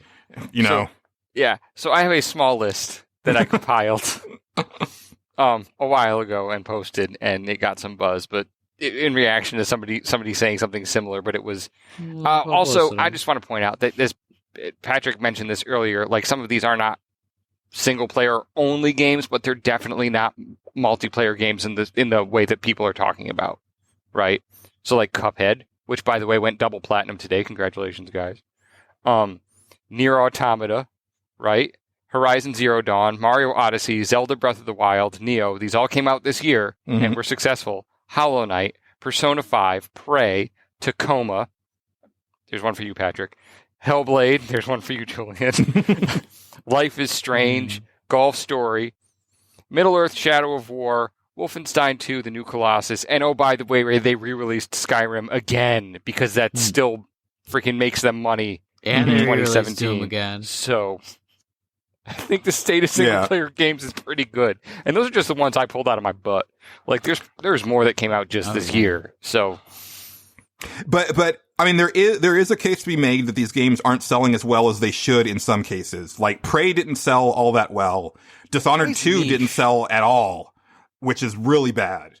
And I don't know about Wolfenstein 2. Like, I hope that it sold. So here's the thing, is that I slept on Wolfenstein The New Order, and I bought it just recently on Black Friday for like $15. Yeah. I bought Wolfenstein 2 The New Colossus for $30 on sale. But I loved those games so much, and we'll talk about them in our end of the year roundup, but I loved those games so much that when Wolfenstein 3 comes out, that is a day one $60 purchase for me. It is really good. I think that does work. Like, yeah, like if you build buzz over time, like you start seeing those dividends come back. Now I do think that companies also have unrealistic expectations. Now, we've talked about Square Enix a lot on this show about like their expectations versus reality. So Nier Automata sold 2 million copies, which is amazing. Like, for a game like that, from a director like that, and that's probably the best that a platinum game has ever sold. But Square Enix this year said that they expect Nier to become one of their tentpole franchises. Nope. And that tells me that they're expecting the next one to sell like 5 or 6 million copies, and that isn't gonna happen, guys. But that's my point. Like, you just mentioned Prey and you mentioned Dishonored. Those are niche games, right? Like, dude, nobody really, like, okay, so I really like Dishonored. I really like the Thief games, but I wasn't even ready for another one yet. You know, I don't own Dishonored 2. I honestly don't really feel like going out and getting Dishonored 2. It's probably great, but I don't have that craving yet because it's been satisfied a few times. And I don't know, like, there's also very few people that are into that very specific style of gameplay. Yeah. I feel like Prey is the same way, right? Like, the people who like that sort of style of game, first of all, they shouldn't have called it Prey because that is a first-person shooter. And that's not what this new Prey game is. You know, this is a totally different game. This is more this is like the pre-BioShock Shock games, like System Shock, right? Yeah. So those people weren't looking there for it unless they were specifically told about it. Like that was just Descent. there were other mistakes made in that game, and it might become a sleeper hit at some point. I don't know, or some sort of like a cult classic, if you will. It's going to be like But those people are it's- getting royalties after the entire place is defunct because they put like so many eggs in one basket. Like these big AAA titles cost millions and millions of dollars, and that's the unsung part of this state of the generation we haven't really talked about, like the visceral games of the world that like made Dead Space 2, but then they made Dead Space 3, and you know, like people didn't buy it as much, and then they got put on other stuff like even after that, like Battlefield Hardline, and that just sank them completely. They got EA'd is what happened, really. Yeah. I mean, and so I think what I'm getting at is that, and I know it's hard for people, especially with the economy the way it is, but I think that if you see like a game that's like a single player game that's in your wheelhouse and it's got good reviews and stuff, you need to go and support that stuff. You know, like I know games get really cheap these days and like they drop in price pretty quick, but there's something to be said about supporting a game when it first comes out. Now, I'm not saying you go out and buy everything. I'm not saying that like, you know, you support bad games. I'm saying that like, if this is something that you're interested in and you like what you're seeing, I mean, don't pre-order it because like you shouldn't pre-order anything these days. But if you like what you see, if it's got good reviews, if it's your cup of tea, go and get it. You know, don't wait for that Black Friday deal. Because it helps. It you know, these games need to make their money. Now, do games need to budget better? I think so. And do they need to have more realistic expectations? I think so. Not everything is going to sell 14 million copies. Like, there's very few games that do that. It's like Madden, Assassin's Creed, and Call of Duty. And then friggin' like Grand Theft Auto sells like 80 million copies, but they also only make them like every 5 years. I'm really happy about like where the franchises can go from here though, like with new development tools and costs coming down. You even see them in games in new ways we've never seen before with trailers of things like Dreams. Like there's so many different types of games that you can make you could never make before. And just years ago, it was like just in prototype with Little Big Planet, but like we're coming to a point where there's games within games now, and there's going to be people who are just like in one game for a really long period of time once we get these tools like to come down just so like that much more in cost. It's going to be great. Well, I hope so. Like that's been kind of my positive look at the future of games, is that I feel that at some point, like all the development costs are going to come down because at some point we're going to hit that threshold where you can't make games look any better. And so then like it's just going to get cheaper and easier to make stuff that looks like Uncharted and with a smaller group. Like Hellblade is one of the best looking games of the year. And apparently they sold 500,000 copies, which is not great when you compare it to other stuff, but that made them profitable. So that excites me because, you know, one, that means that anything from here is gravy. And, you know, they didn't even market it. They didn't spend any money on marketing. So that was 500,000 copies just from word of mouth. And then hopefully in a year or so, they'll release it on Xbox One and sell another 500,000 there, or maybe another 300,000 because I think PC was factored in there. Anyway. You know, my point is that it was a small budget game. It was a small team, but they did some really amazing stuff with it, and it sold. And that encourages me for the future. Now they have to do the Irish some kind of award. Like I didn't watch the Game Awards, but I heard about that one winning. It won a couple awards, including best performance from Melina Jurgens, who plays Senua. Awesome.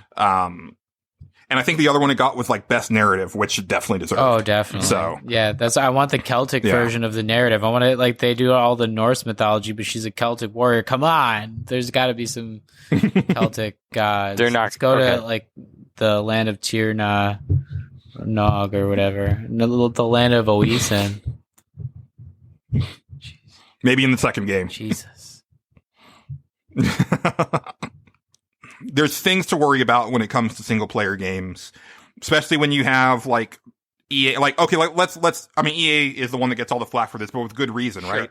Like they bought BioWare, right? And like you can see, and I've been saying this for years, but you can see the EA influence in BioWare's games immediately. Mass Effect 1, Dragon Age Origins, which were both created before they were bought by EA, are BioWare-ass BioWare games. Mass Effect 2 and Dragon Age 2 are very mass market friendly games, for lack of a better term. Mass Effect 2 strips out all of the inventory, strips out half of the abilities, but it plays a lot better. It's a much better shooter, which makes it more appealing to people. Dragon Age 2, same thing. Far fewer options. You can't pick any race that you want. It's only one human character, but it plays better. People maybe not like the hack and slash version, but it plays better. But then you get further down and it's like all of a sudden BioWare is working on Anthem, which is like a third person multiplayer loot based Destiny style game. And they don't have any plans to continue Mass Effect because Andromeda didn't do well. And it's like, so they had one game that performed slightly under expectations and they pulled the plug on the whole thing. And that's very worrisome. Like, you know, and I realize that like the margin here for error, you know, is very high. With modern game design and stuff like that. But I think it all comes down to keep your expectations in check and plan accordingly. And, you know, also try to make the best game you can. And I think for publishers, like, they need to, like, let the developers make their game. Yeah, just like, Yeah. let us play South Park. Yeah. That's as good a place as any, I think. I mean, we had asked for some feedback from listeners. We only got one, unfortunately, but I'm going to go ahead and bring that up and read it. San Andreas hit us with quite a bit of knowledge, and I'm going to go ahead and hit that before we get out of cue here. the long-ass melodramatic tunes while you read it. Let's see. He says, the Wii U's failure. I enjoyed my system, in some years more than I did the PS4. It had great games like Bayonetta 2 and Super Mario Maker. I also enjoyed the remasters of Wind Waker and Twilight Princess, since the GameCube was my favorite Zelda console overall. Microsoft's disastrous handling of the Xbox One. I'm a PlayStation guy, but still. EA keeps pimping the whole games as a service model. On the one hand, it doesn't affect me directly since I've avoided EA for years. On the other hand, EA is so influential in the industry that I'm concerned that more companies will buy into this nonsense. Other companies have tried to lesser degrees to push games as a service. This generation started off kind of slow. Most of that, I think, was hangover from the worst successes of the PS3, 360, and Wii eras. I'm on board with all of that. Like, I do think that Microsoft has turned things around. It might be too little too late. Like, they really need to start making some game deals. They can't survive on just Halo and Gears of War. Yeah. Like, that is folly. And they need to start making some deals with some third party developers and maybe start doing some first party stuff again, because the 360 like thrived on that stuff. No. And PS3 didn't overtake them until Microsoft gave up on making their own games. But you're right that they did make like a good system and like the hardware's there. In some ways, it's surprising that Sony like didn't match them like in some aspects, like the full 4K player that they have with the Xbox One X. Like the PS4 Pro does not even have that capability. It's weird. It's like a middle ground, and that's one reason I don't really want a PS Pro. Like it doesn't quite play 4K upscaled discs or whatever you call it, like the way that an Xbox does, and like it's their own technology. What's going on? Yeah, it's. I think it was good for them to. Well, okay, so I'm okay with these like half step refreshes as long as like the older stuff plays on them. Like, because I think you can choose whether to buy one or not. You can skip it if you want. You know, I think if they want to go that phone route, they can, but they need to pace them out. Like, they shouldn't be releasing them every year like an iPhone. It should be like every 3 years or every 4 years or something like that. And then you can choose to upgrade if you want. But I think, like we had said earlier in a previous episode, like, I think what we're all expecting moving forward is that your old stuff carries over. Again, going back to the Xbox One, like, it's so cool to have like all of this old legacy stuff carrying over onto my Xbox One X, where it's like I go onto the PlayStation, I'm like, man, I really wish that this was on here, but, you know, that was a PS2 game, or that was a PS3 game, and, you know, you can't play it on here. And part of that is because, like, Sony has done, like, these very, well, up until the PlayStation 4, like, the PlayStation 1, 2, and 3 all had like very different architecture, but the PS4 and the Xbox One are fairly similar as far as like their guts go. So I think from this point on, we're all expecting, as we move forward, that all of our old stuff should come with us. And I think that's really where the key to success is for both companies. Nintendo will do whatever Nintendo does, and they'll be successful at it, but they're Nintendo. Like, not everybody can do what Nintendo does. San Andreas for the Good says, the PS4 has recaptured a lot of the glory of the PS2. The PS3 was great, and to its credit, Sony worked hard to right the ship of the PS3, but it was still a stumble. Nintendo's having a great deal of success with the Switch. As a Sony and Nintendo gamer, these developments make me happy. I also like being able to choose to play games on my TV at home or on the go. I love that too. For all that EA continues to suck hard, console RPGs and Japanese games have in general have really made a comeback this generation. Last generation was kind of barren for a lot of types of games that I enjoy until nearly the end of the generation. This gen, we're getting Final Fantasy, Dragon Quest, Zelda, a new Mario, and even Valkyria Chronicles. Sega has really been knocking it out of the park lately with Persona 5, Valkyria Chronicles, and Yakuza. Japan in general is having a renaissance, and I'm glad to see it, because when things moved over to like the Xbox 360 and PS3, and I think it was like a Windows-based development architecture, somehow Japanese developers just had a really hard time with that. And they had a really hard time with HD game development, and I think they're finally realizing, hey, we don't have to make our own really super expensive game engine for every single game that we make like we used to. We can just use Unreal. Like, Square is using Unreal. Like, Tekken uses Unreal. And, hey, they're making really good games that are making money. So, I think they're finally on to something here. Yeah, that's good. Yeah. It's the only reason that I still have hope that there will be a Final Fantasy 16. Because hopefully Final Fantasy 16 will be released on an Unreal Engine and not them spending the next 7 years making some sort of newfangled, brand new game engine that doesn't release until the next generation. The only reason it could get trapped in development now is Nomura. Dude, it already came out. It's called Xenoblade Chronicles 2.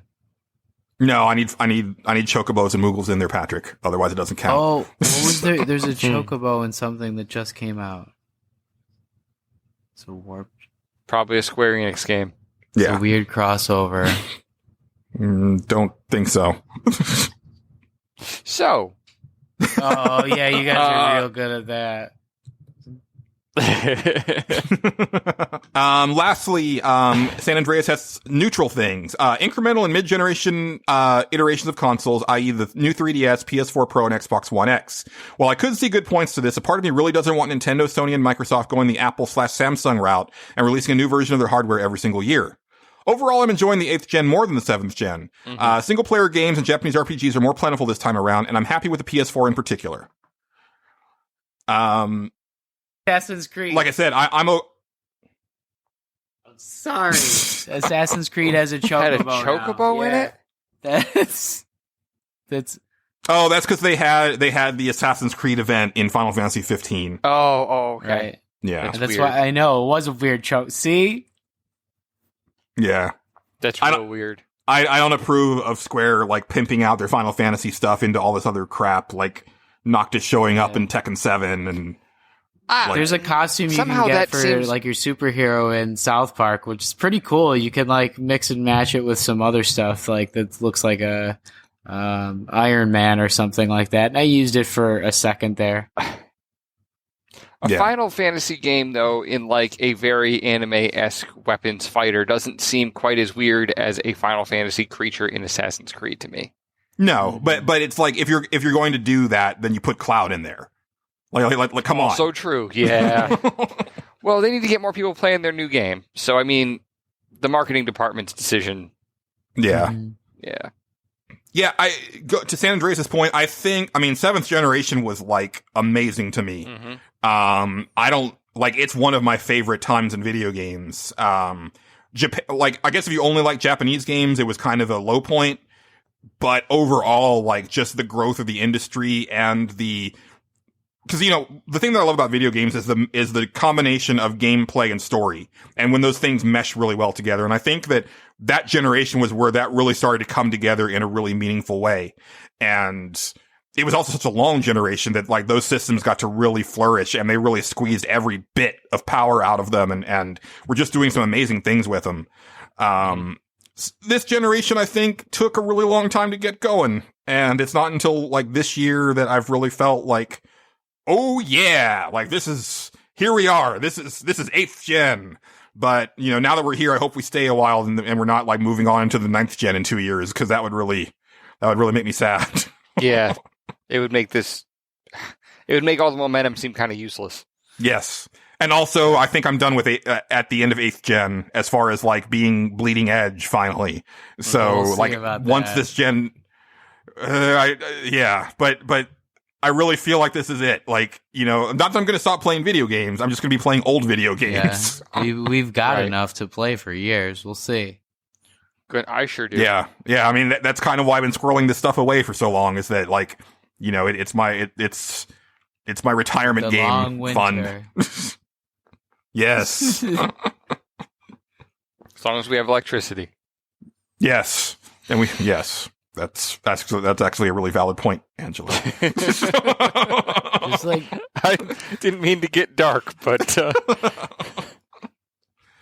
well, that's all I've got. Did you guys have any last thoughts or anything to wrap up the last episode of the year? I'm just like thinking of like the future, like when we have these games and like, you know, like what about like other years in the future if there's games that aren't coming out and we have to think about like how we're prioritizing our time based on these old games that we got that and nothing's bleeding edge anymore. Like going into the long winter, like I just brought up. Oh my God, it's this alternate reality. Oh God. I mean, we kind of play whatever. Like we're not always bleeding edge on here anyway, so I don't think that'll be a problem. Like, No. you know, Angela brings up PS2 games or NES games, and you know, like I just played like, you know, a Super Nintendo game that was re-released on a DS game this summer, like, and talked about I'm that. in the middle of Wolfenstein though, where the Nazis won though, so I'm thinking of alternate realities left and right now. Yeah, talk to me after New Colossus, because that game puts a very uncomfortable magnifying glass on the United States. Okay. There's no way they could have known what was going to be happening because that game was in development for years. It's just right. With what has happened and then that game coming out, it feels very, very now, and it's very uncomfortable. But in really smart ways. Cool. That game is fantastic. Because I think a lot of that gets cheapened by people who just want to call everybody a Nazi, and I freaking hate that.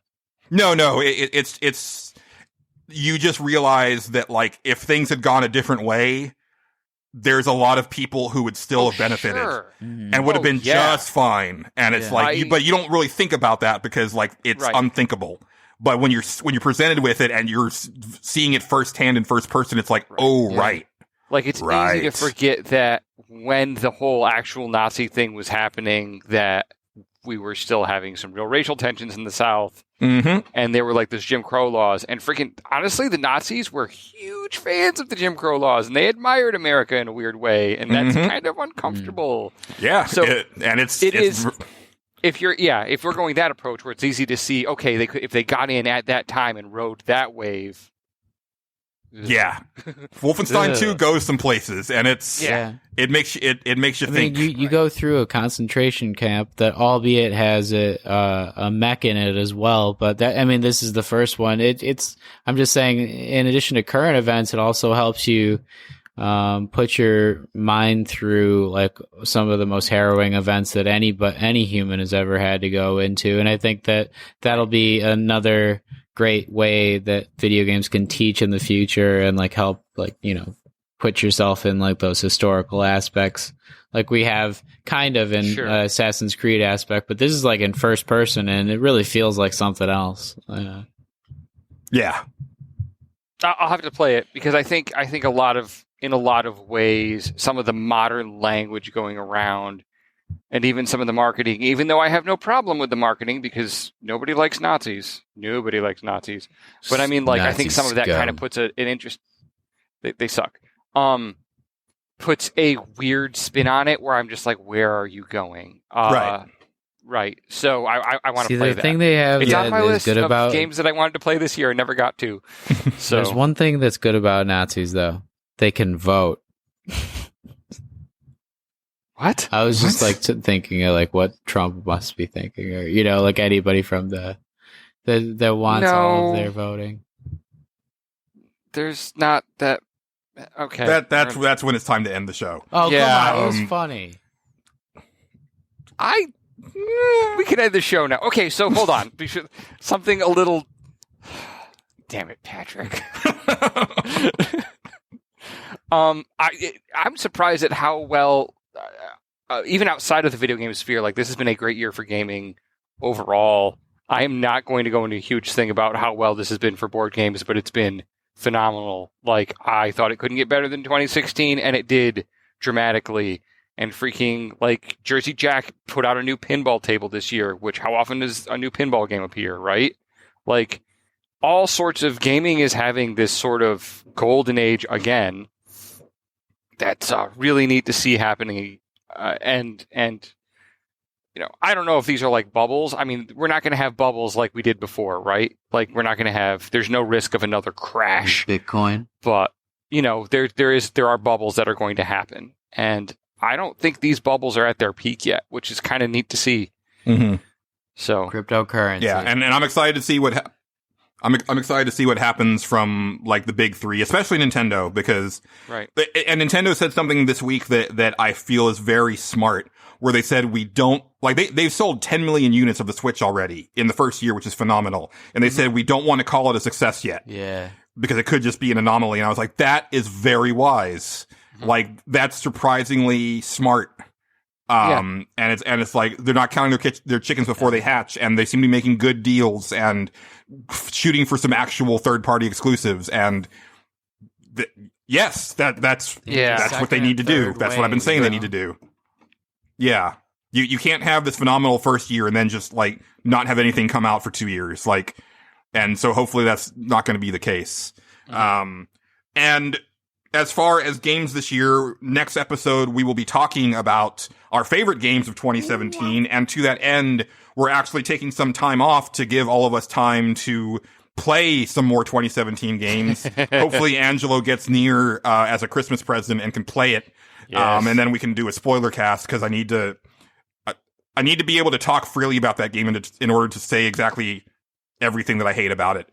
But we'll be recording again not until January 18th, which means that the next official episode doesn't come out until January 24th.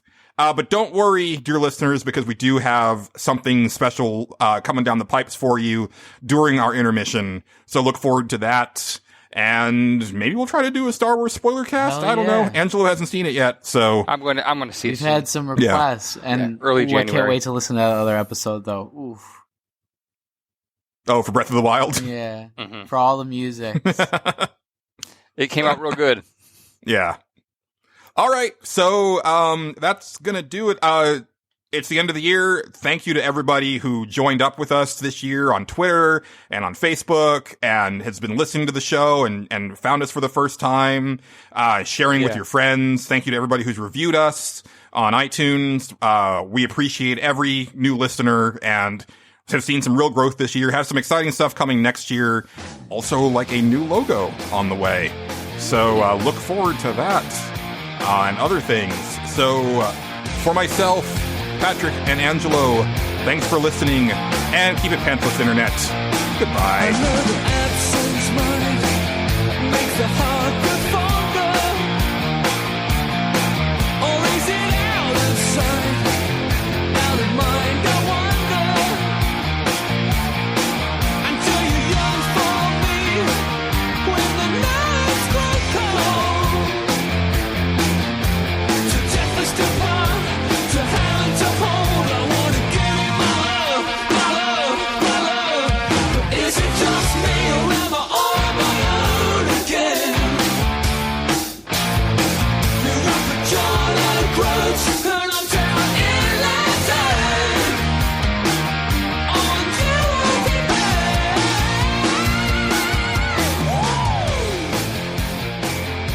Yeah, I think I mentioned it in the music podcast, like the end of the year thing I said, but secret download stuff, guys.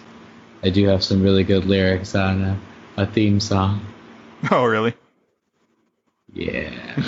It's really good. I've rapped it before to somebody, and they were like, "Dude, that's You rapped it? better than I thought it was gonna be." Yeah, it's I need it's to like hear this. it's a hilarious like Nerds Without Pants rap. Oh boy. Yeah, buddy. Angela, did you get to listen to the Nier episode? The what? The Nier episode? Did you listen to it? Yes. Did you appreciate my trolling of the music of Nier by putting I did. no Nier music? You told me you were going to do that ahead of time. Oh, that's right. My girlfriend is not having it. I was like, "Hey, check out this song," and I start playing it for her, and she's like, "No, absolutely Which one not." was it, though? The pineapple pen one or the Pineapple other one? Pen. I hate how that song gets stuck in my head. Yeah, I me really- too. Well, Like, actually, I- that one and Chicken Attack got stuck in my head for like a full week after we released that episode. I was at work and I just muttered under my breath one time. I was like, pineapple pen. And then a girl like 2 cubes down just goes, "Oh my word, now that's going to be stuck in my head for the rest of the freaking day." We're both laughing about it. Oh, pineapple pen. Apple pen. Pineapple pen. Pen, pineapple, apple pen. Long pen. It's so stupid. It is. I love it. In the year 2017, we need some stupid. We do. To be honest. And you should totally check out the music video for Chicken Attack because it is phenomenal. Oh, is it? Yes. You want to hear? You want to hear it, guys? I was rereading it. You want to hear? Do you have? It's laughable at this point though, because I can't. I might not say it all right. I haven't practiced. Oh, you're gonna do it now? You don't have it recorded?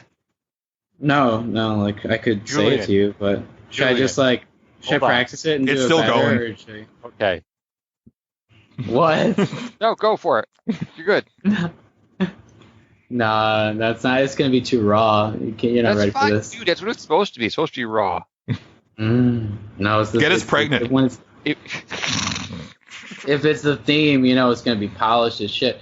But like, do you think you could put like, could you make like a vicious ass like Dr. Dre beat? I have Angela? no idea. I have no idea. Like in like the last episode, it was like, boom, blink, blink, blink, blink, blink, blink, That's a blink, vicious beat. blink, blink, blink, blink. Like I don't know, like You're something that like Fuck. you know what I'm talking about. No, I do. It's like it's kind of like high pitched and it's like chiming at you. I don't know. I'll have to hear something specific to know what instruments to pull, but Yeah, I don't know. I think I might need the instruments first before I. we'll just do it. Okay, I think I'm not sure if I like already said part of this to you guys, but I made it into like a whole verse or something that like would be kind of like funny as an intro, but I hope you know that it's like all in jest like that. Oh yeah, absolutely. It's All right, just for well, fun. We All know this. right, yeah. All right, so there's like, I kind of want to like. It would be like, you know how you ad lib at the beginning of something, like before you start rapping, you kind of like go into it really slow. So I'd be like, Blow into it. put it on hard, bought some soft, said we took it off. Still no pants on, Miss Laura Croft, cause we just took 'em off. Yeah, we took 'em off. We're the nerds without pants and we got a lot of attitude. Better roll out of your stance cause we're coming from 3 latitudes. Try to dodge or parry that ad lib. Well, we had pants, but we took 'em off. Nerds no pants cause we took 'em off. Been ripping through these exo squares. Flow so pro, you gotta stare. We come around here to make you aware. We slay all the dragons in the dragon's lair. Or we slay all the demons in the dragon's lair. Been playing games for all our lives. Sure to let you know if it's not tight. If we don't like it, you'll hear it, right? Coming at you with all a Kratos might.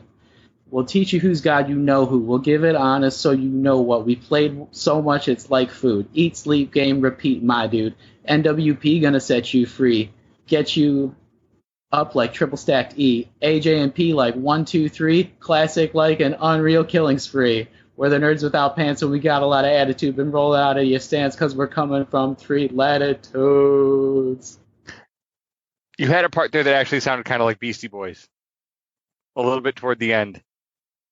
That's pretty good. I actually Yeah. like a lot of that. It seems more like a TNB Yeah, song, but there's some really good stuff in there. there was gosh,